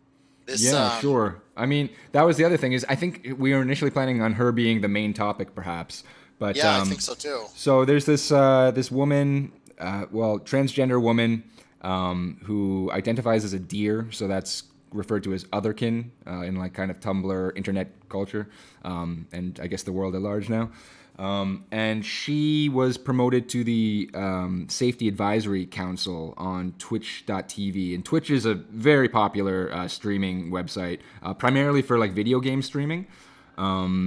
Twitch is number 32, I believe, is popular websites worldwide. So that's like YouTube is number 2, CNN is like 76 or something. So Twitch is like right in between CNN and YouTube as far as world popularity online. So it's kind of a big deal to be on the Safety Advisory Council, kind of involved in how Twitch will be moderating their content and things like that. But she's one person on a council that is just advising Twitch. She's not making any moderation decisions. There's so much outrage about this happening, but it just doesn't seem like a big deal to me. It seems like, again, it's tabloid stuff. It's just totally blown out of proportion how big of a deal this is. Totally. So I totally agree with that. Do you want to expand on that before I jump in? No, go ahead. So I was going to say, like, I mean, if you don't know what Twitch is, I didn't know much about Twitch before I started researching this, but basically one of the things that she is really worried about is that people on voice chat, I guess they call it. So while they're streaming, they can speak to each other. They have a huge advantage to getting popular. And she was saying, hey, look, like if you have a shitty voice, or if you're scared to talk, or if you have a voice that is not kind of popular. A marginalized voice, I think is a marginalized voice. Yeah. So she was framing it in the world as like, well, if you're trans or black or uneducated or poor or whatever, cis-het white voices, she thinks is a huge advantage in gaming. Great. Okay, so she thinks like if you have these cis white voices, you have a huge advantage for voice chat in gaming, which gives you a huge advantage to be a popular Twitch person. And she's like, I want to get rid of that advantage. I want to level the playing field, and I want people who are marginalized to have a voice. Her argument is correct. Like everything she's saying is right. It's not wrong.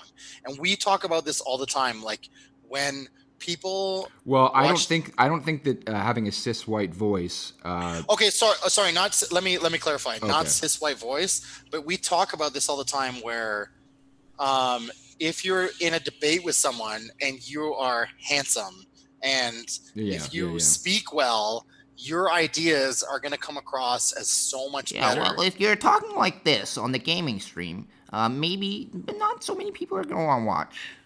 Exactly. And it's like you watch all these online debates where it's like so-and-so smashes so-and-so with facts and logic. And it's like, man, if you guys just wrote down what you thought and you were having an exchange on Medium or something, like these people would destroy you. The only reason that their ideas are not propagating is because we live in the world of audio-visual technology. And if we were living, in the 18th century and this was writing we were talking about, like these people would kill you. Yeah, it's also like a different style of thinking. It's a different process going through a like verbal debate face to face or online versus writing something down.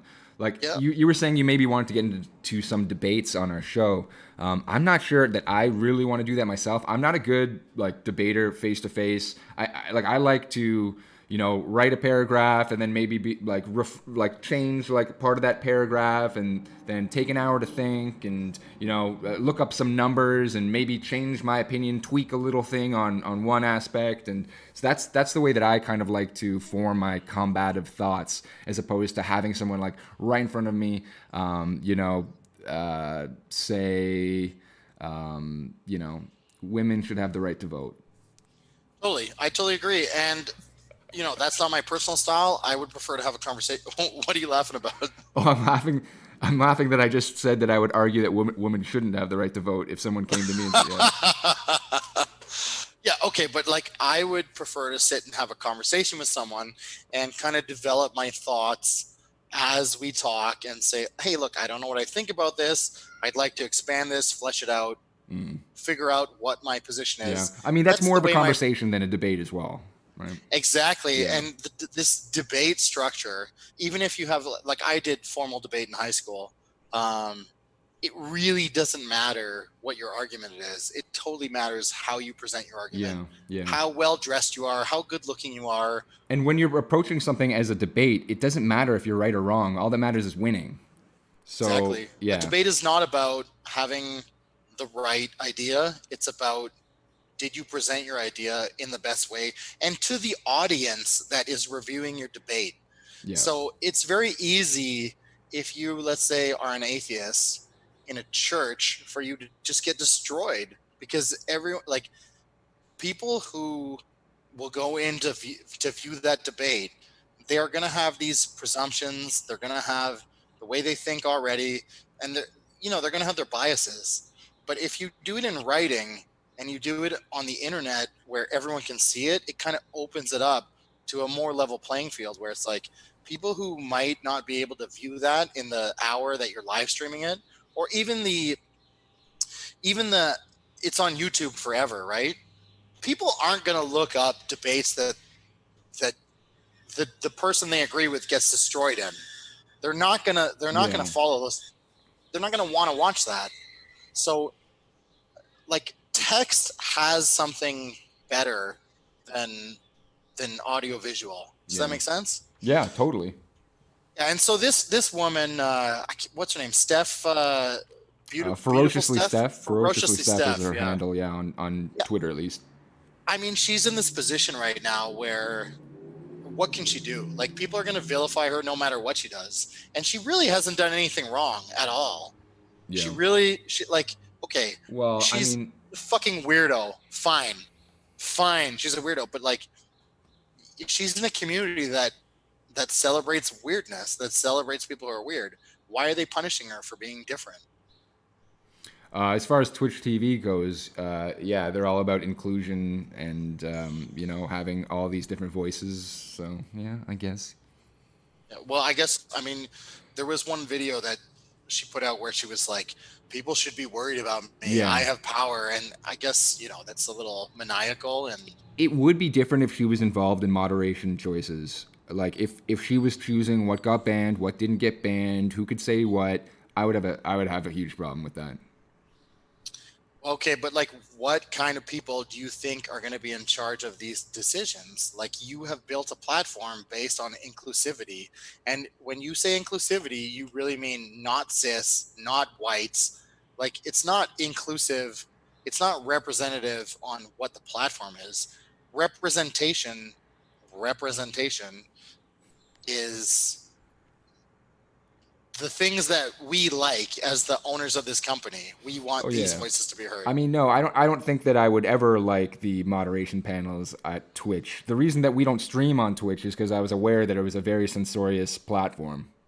It has a reputation for that. And we probably already would have been banned based on our previous podcasts. Even my women voting joke just now. Yeah, I mean, it's a gaming platform. I don't know too much about it, but it's just not the place for us, right? And it's not the place for a lot of people. But I don't know. I don't know what all these gamers are mad about. I think what they're really mad about is they're like, oh, my bottom line is not going to come out the way I wanted to. I'm gonna make less money, so fuck these people. Do you know what I mean? Like Wubby, to get back to Wubby, was going off on this girl. Like, fuck this bitch. Fuck Twitch. I'm so sick of this. Blah, blah, blah. Like, I mean, she does have a Ted Cruz punchable face, too. Like, I actually never really thought that about Ted Cruz, but I could kind of see it. But there are people that have faces that just inspire a visceral dislike in people. And I think that she has one of those appearances. Okay, I'm not going to defend her as a very likable person. That's like, I'm not here to say that. I mean, you know what? Maybe I will a little bit because. You think she's likable? Well, she has a lot of followers on Twitch, doesn't she? Not on Twitter. I actually didn't see her on. No, not Twitch on Twitter. page. On Twitch. Yeah. I'm gonna look into that right now. Keep going. She might have more now because she's in a huge scandal. But my understanding of it was that she was pretty well received on Twitch, and she, you know, like her channel looks pretty good. If you look at, like, she's got the green screen set up. She was by far the smallest channel out of everybody who was admitted to the safety advisory. Yeah, I'm aware of that. I'm just trying to look at. I don't use Twitch. Like, so she's got 22,000 followers on Twitch. Okay, so not huge on Twitch, but that's not an insignificant amount of people. No. So I mean, I don't know. You kind of get what you deserve on these platforms. Like you have people who are on Twitch are pro-trans. People who are on Twitch are pro-diversity, pro-inclusivity. And then what? Somebody who is diverse gets a voice, and all of a sudden you're upset about it? Like, give me a fucking break, man. Like, what did you think was going to happen? What kind of people did you think would end up on the diversity council? What kind of people would you have wanted to put on the diversity council? It's not a diversity council, but it is a diverse council. Yeah. Okay, what's it called? The safety advisory committee, I believe. Fair enough. Like, yeah. But we all understand that this is a council that is put together to give a balance to push voices in the direction of people who are marginalized on that platform, right? Mm. Do we not agree with this? That's what they're aiming to do. So yeah. I mean, it's baked into the cake, right? Yeah, like, this is what these people would have wanted and voted for, and this is what these people would have supported, and now they're going to come out and complain. Well, I wanted people like this. I actually wanted people. Well, then you shouldn't have asked for so much diversity. You shouldn't have asked for marginalized voices to be heard, because this is the marginalized person. This person she ticks all your boxes. She's trans. She's a furry, I guess. I don't actually know if she's trans species or what was the word? Otherkin. So I'm not sure if she was just kind of joking about being otherkin or if she's actually otherkin. Oh, no, man. Let me send you a video. So this link, I'm going to hit you up on Telegram right here. And we're going to play this for the audience too. So there's a whole bunch of videos on this first post on this page. We are going Kiwi Farms? Yeah. And we're going to go down to see the one where she's laying down on like a green sheet and there's someone holding her head. Go to the first video of that and I'll play that for the audience. All right, I got it. Throw it on. Yeah. Let me just put this here. All right, starting right now. Oh shit. Now. Start and come back to here, maybe. Nice and soft. So this is not a joke. This is not a skit that they're doing. Maybe down a little bit. What's nice about forest creatures is that they'll sort of give you feedback on your scratches. So what's nice about forest creatures is they give you feedback. So she's scratching this otherkin's head, and the other kin is acting very strangely, making weird noises, obviously. She's like sexually aroused by it, right? Yeah, and she's making like weird, I guess, animalistic hand gestures, and yeah. There's one more. Are you gonna throw the second one on too? The second one's not as good, but I can put that on right now. It's not as good.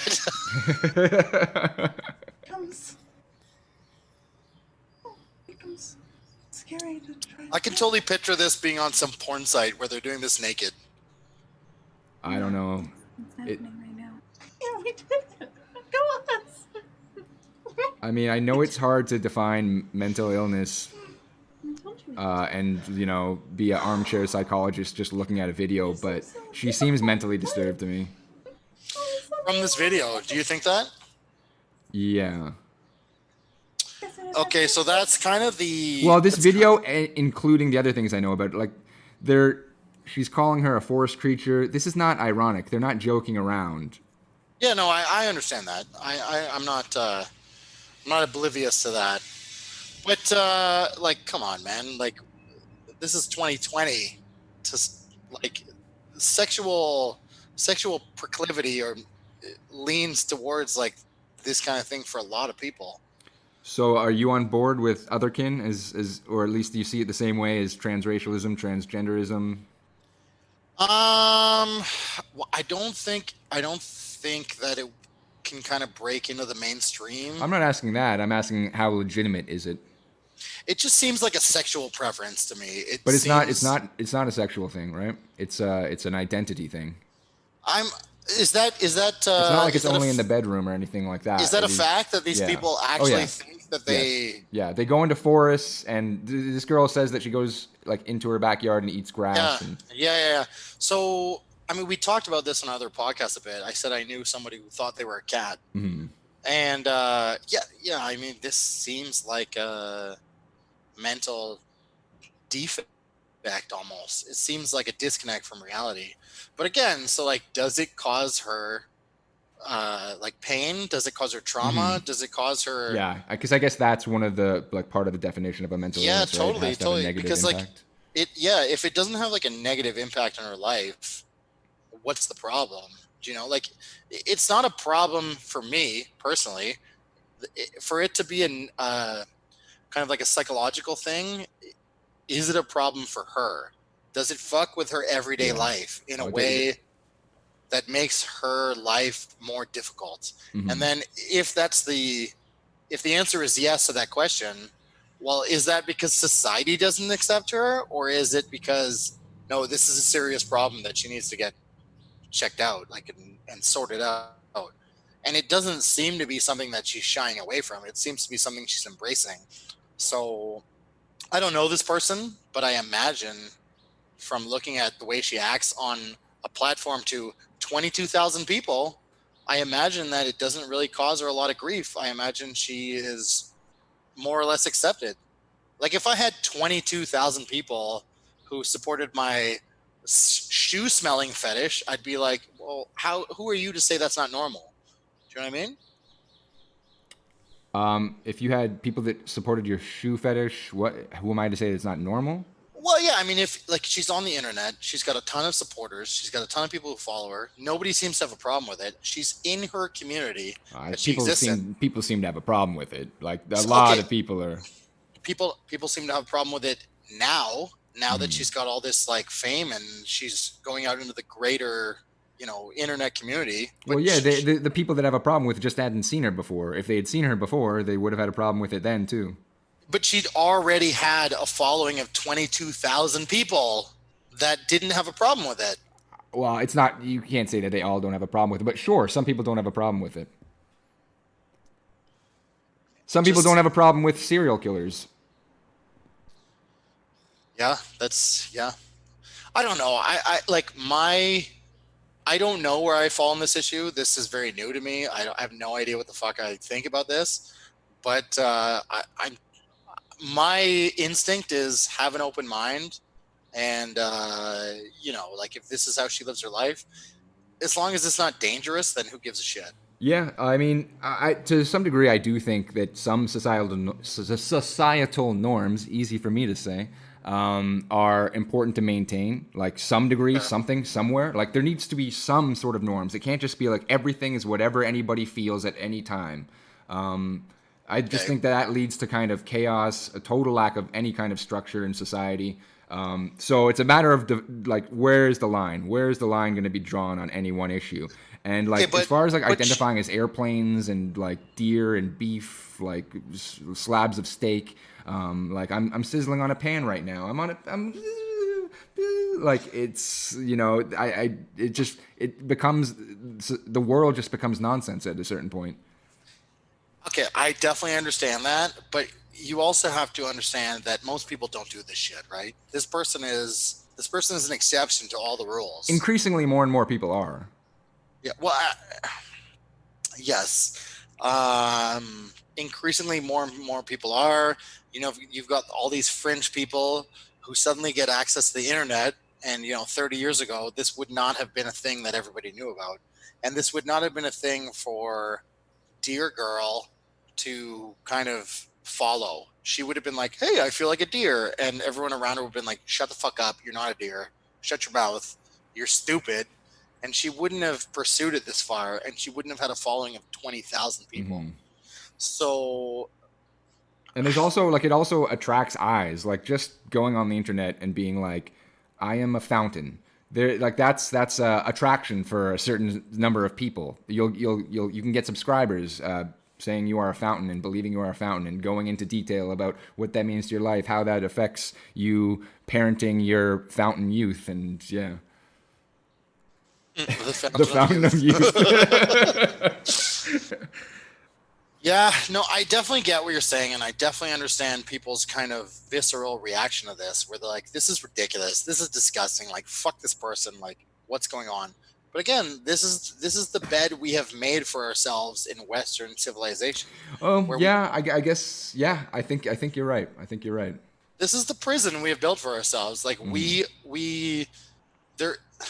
you cannot find people, at least in my day-to-day life, who are against gay marriage or like against transsexuals. Yeah, you can find people who are against gay marriage. It's certainly not very common, especially where I am at in Ottawa, Canada.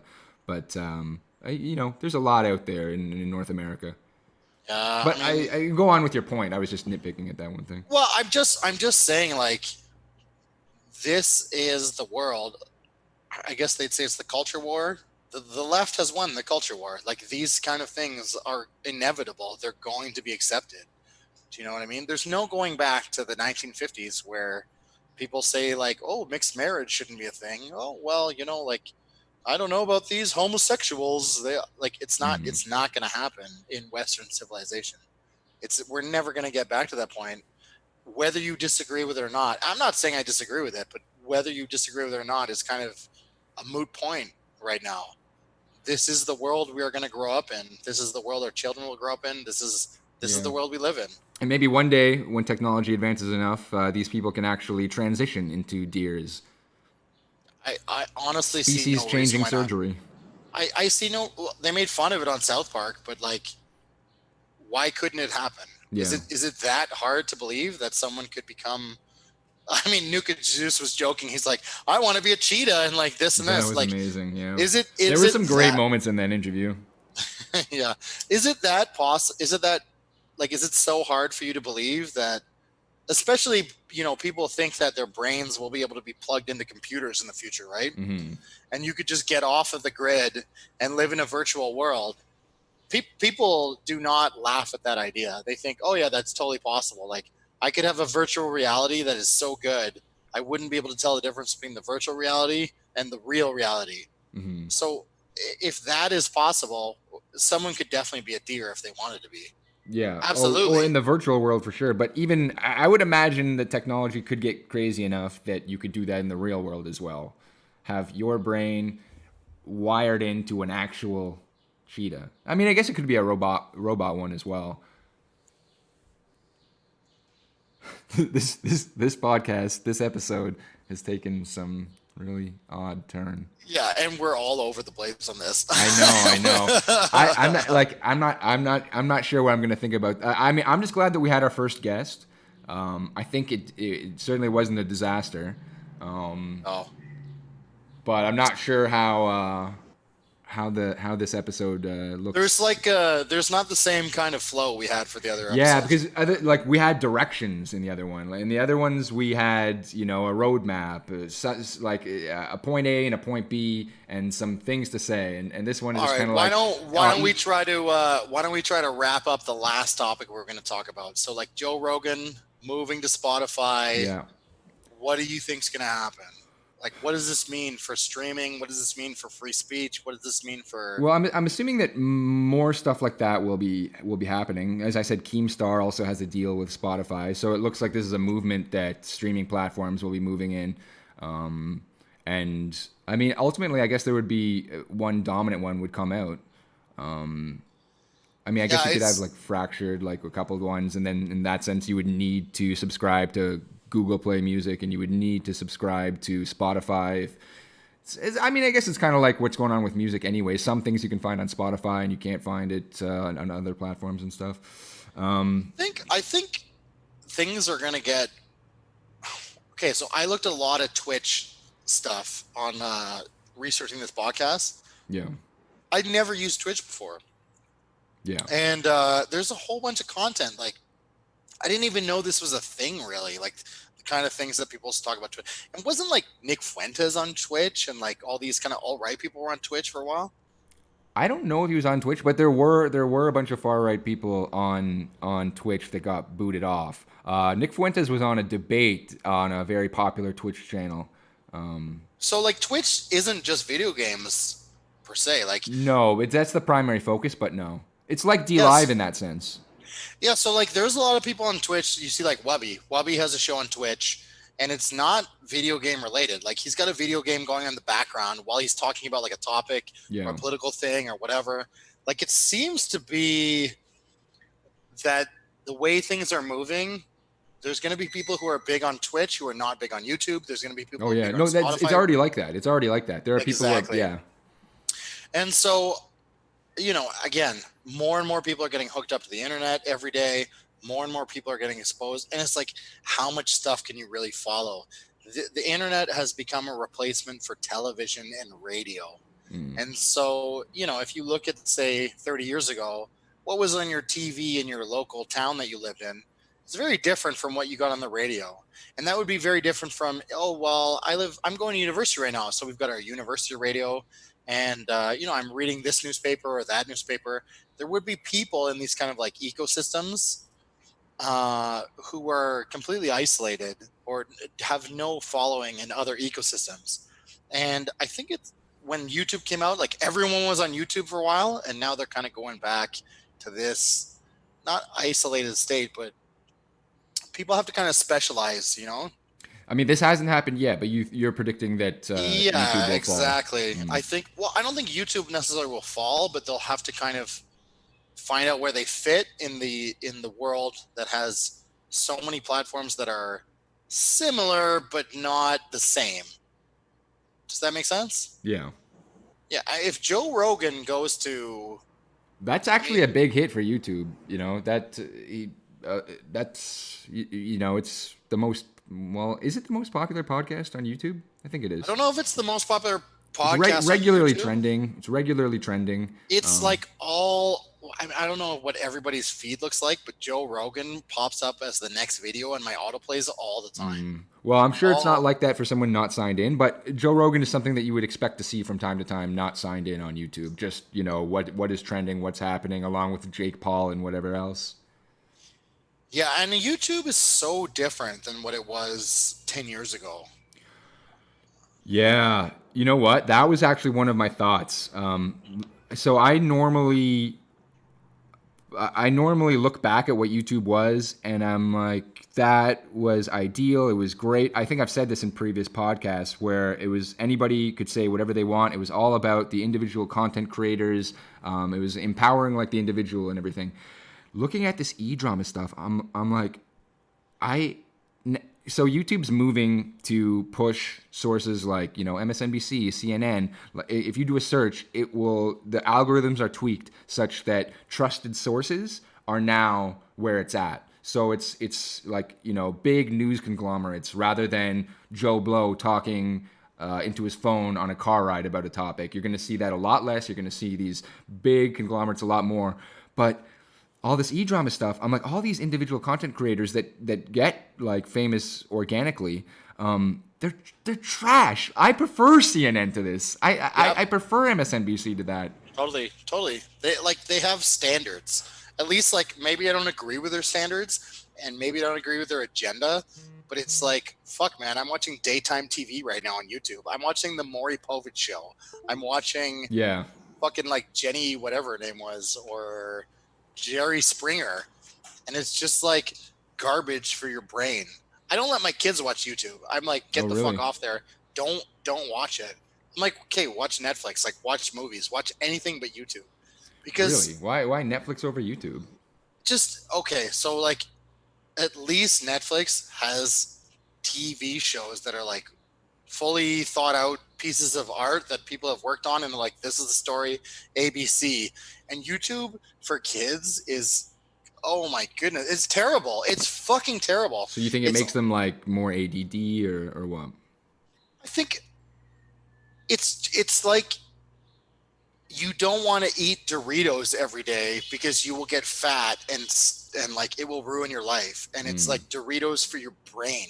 It's just like, it's so enjoyable for a young person where they're like, oh my God, this is amazing. I love this. And then you look at the content, you're like, this is garbage. This is garbage content. Like, don't put this in your brain. This hurts there's so many people on YouTube who just kind of play the algorithm for children because there's so many kids who parents give their tablets to or their phone to. And they're like, yeah, be quiet. Here, watch YouTube. Like, shut the fuck up while I'm driving or whatever.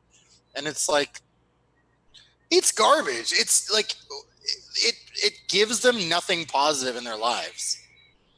Do you know what I mean? Well, I mean, there's a massive variety of content on YouTube. It's, almost everything under the sun. There's... but you are giving them control of what they get to pick. And they're children. I mean, sorry kids if you watch in the future, but you're kids and you're stupid and you're not going to pick good things that are good for you. Yeah, on that note, I removed the 18 plus setting on all our videos. This is our first live stream that's not 18 plus. I think we're going to be okay. I think we're going to be okay. It's like the only thing that they could probably hit us with is like excessive vulgar language, maybe, but we don't even really swear that much. Yeah, I mean, hopefully it'll give us some more exposure, but we do not want to be one of those channels that's like, oh my God, you probably are not exposed to this because you don't have children, but like some of the stuff that I see these kids watch, I'll maybe next podcast I'll get some videos and we can show them. Okay. But it's just like, who would want their children to see these things?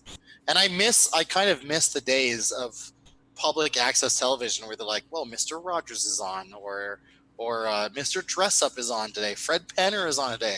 And it's like, okay, like, yeah, there's tons of rules around that. And free speech is amazing. Yeah, I get it. But it's like when we're talking about content for kids, like there should be rules and regulations. And we should protect them against terrible, terrible fucking garbage content that just comes out. Do you know what I mean? Yeah. Every single major television network would say, okay, if you're making content for kids, these are things you can talk about, these things you can't talk about. These are things that are good, these are things that are bad. They have rules. Maybe the rules weren't perfect, but at least they had fucking rules. At least they had... Nuka Zeus is in the chat. He's just saying that there was a guy who lived in virtual reality for a week straight. Did you hear about that? Do you want to get him back on? Do you want me to invite him back in here? Ask him. Honestly, we are at 2.5 hours. So okay. Like, I feel like getting into something might not be a good idea. All right, why don't we... Have you heard about that, though? I mean, we could just look into that real quick. I've never heard about this. This guy's lived in virtuality for how long? I assume, I think he said 2 weeks. Let me just look into that. So where did that go? Yeah, a week straight. I mean, it sounds like a topic for next podcast. I think we're already all over the place right now. We need to kind of like bring it in and wrap it up. Yeah, I think that was probably a comment in regards to something we were talking about earlier about plugging your brain into. Did we have anybody in the chats? I didn't promote this live, so I don't know if we got anybody coming in. I'm assuming. No. We've had a few viewers come and go. We've got 2 right now. So you know, like we're still picking up on the live streaming aspect, but yeah. All right, man. I don't know what else we got to say. You got anything else you want to wrap up with? No, I mean, there's a whole bunch of other topics we could get into, but you know, like you said, we've been kind of meandering. So next episode, let's put our focused caps on a little more. Yeah, I'd agree. Yeah. But yeah, I just want to say, I guess, then to wrap up, big thank you to Nuka Zeus. Big thank you. That was awesome. Yeah. You did a great interview, and hopefully your Wubby interview goes well tomorrow, and we'll be keeping our eyes on that. Yeah. All right. Yeah, I'm really excited for that, man. Yeah, I think, I really hope it goes well for him, man. Because, like, man, this Wubby guy is he's really going guns out blazing for this poor guy. So Nuka Zeus just said it was PS4 VR that the guy was in, so a PS4 headset. Nice. All right, cool, man. We'll look into that. Maybe we'll talk about the next time. Yeah, man. It's awesome to have a first guest. Yeah, and we've got some good stuff coming up. We want to talk about Amazon. We want to talk about Jeff Bezos. Yeah, incel movement maybe too. Incel movement. Yeah, incel movement seems like it's something really interesting. So yes, stay tuned and subscribe. Hit that like button. Leave a review. All the shilling stuff that everybody always says. Do that for us, but actually do it for us. We should get like a clip of Philip DeFranco or something just saying that and just play it at the end. Yeah, or just a mashup of all these different famous people all saying like, do this, do that, do that, do that. All right, cool, man. Is that it then? That's it. All right, throw the outro on. It's already on. Nice. All right, cool, man. I'll talk to you in like 2 minutes. All right, peace. All right, peace, everybody. Peace until 2.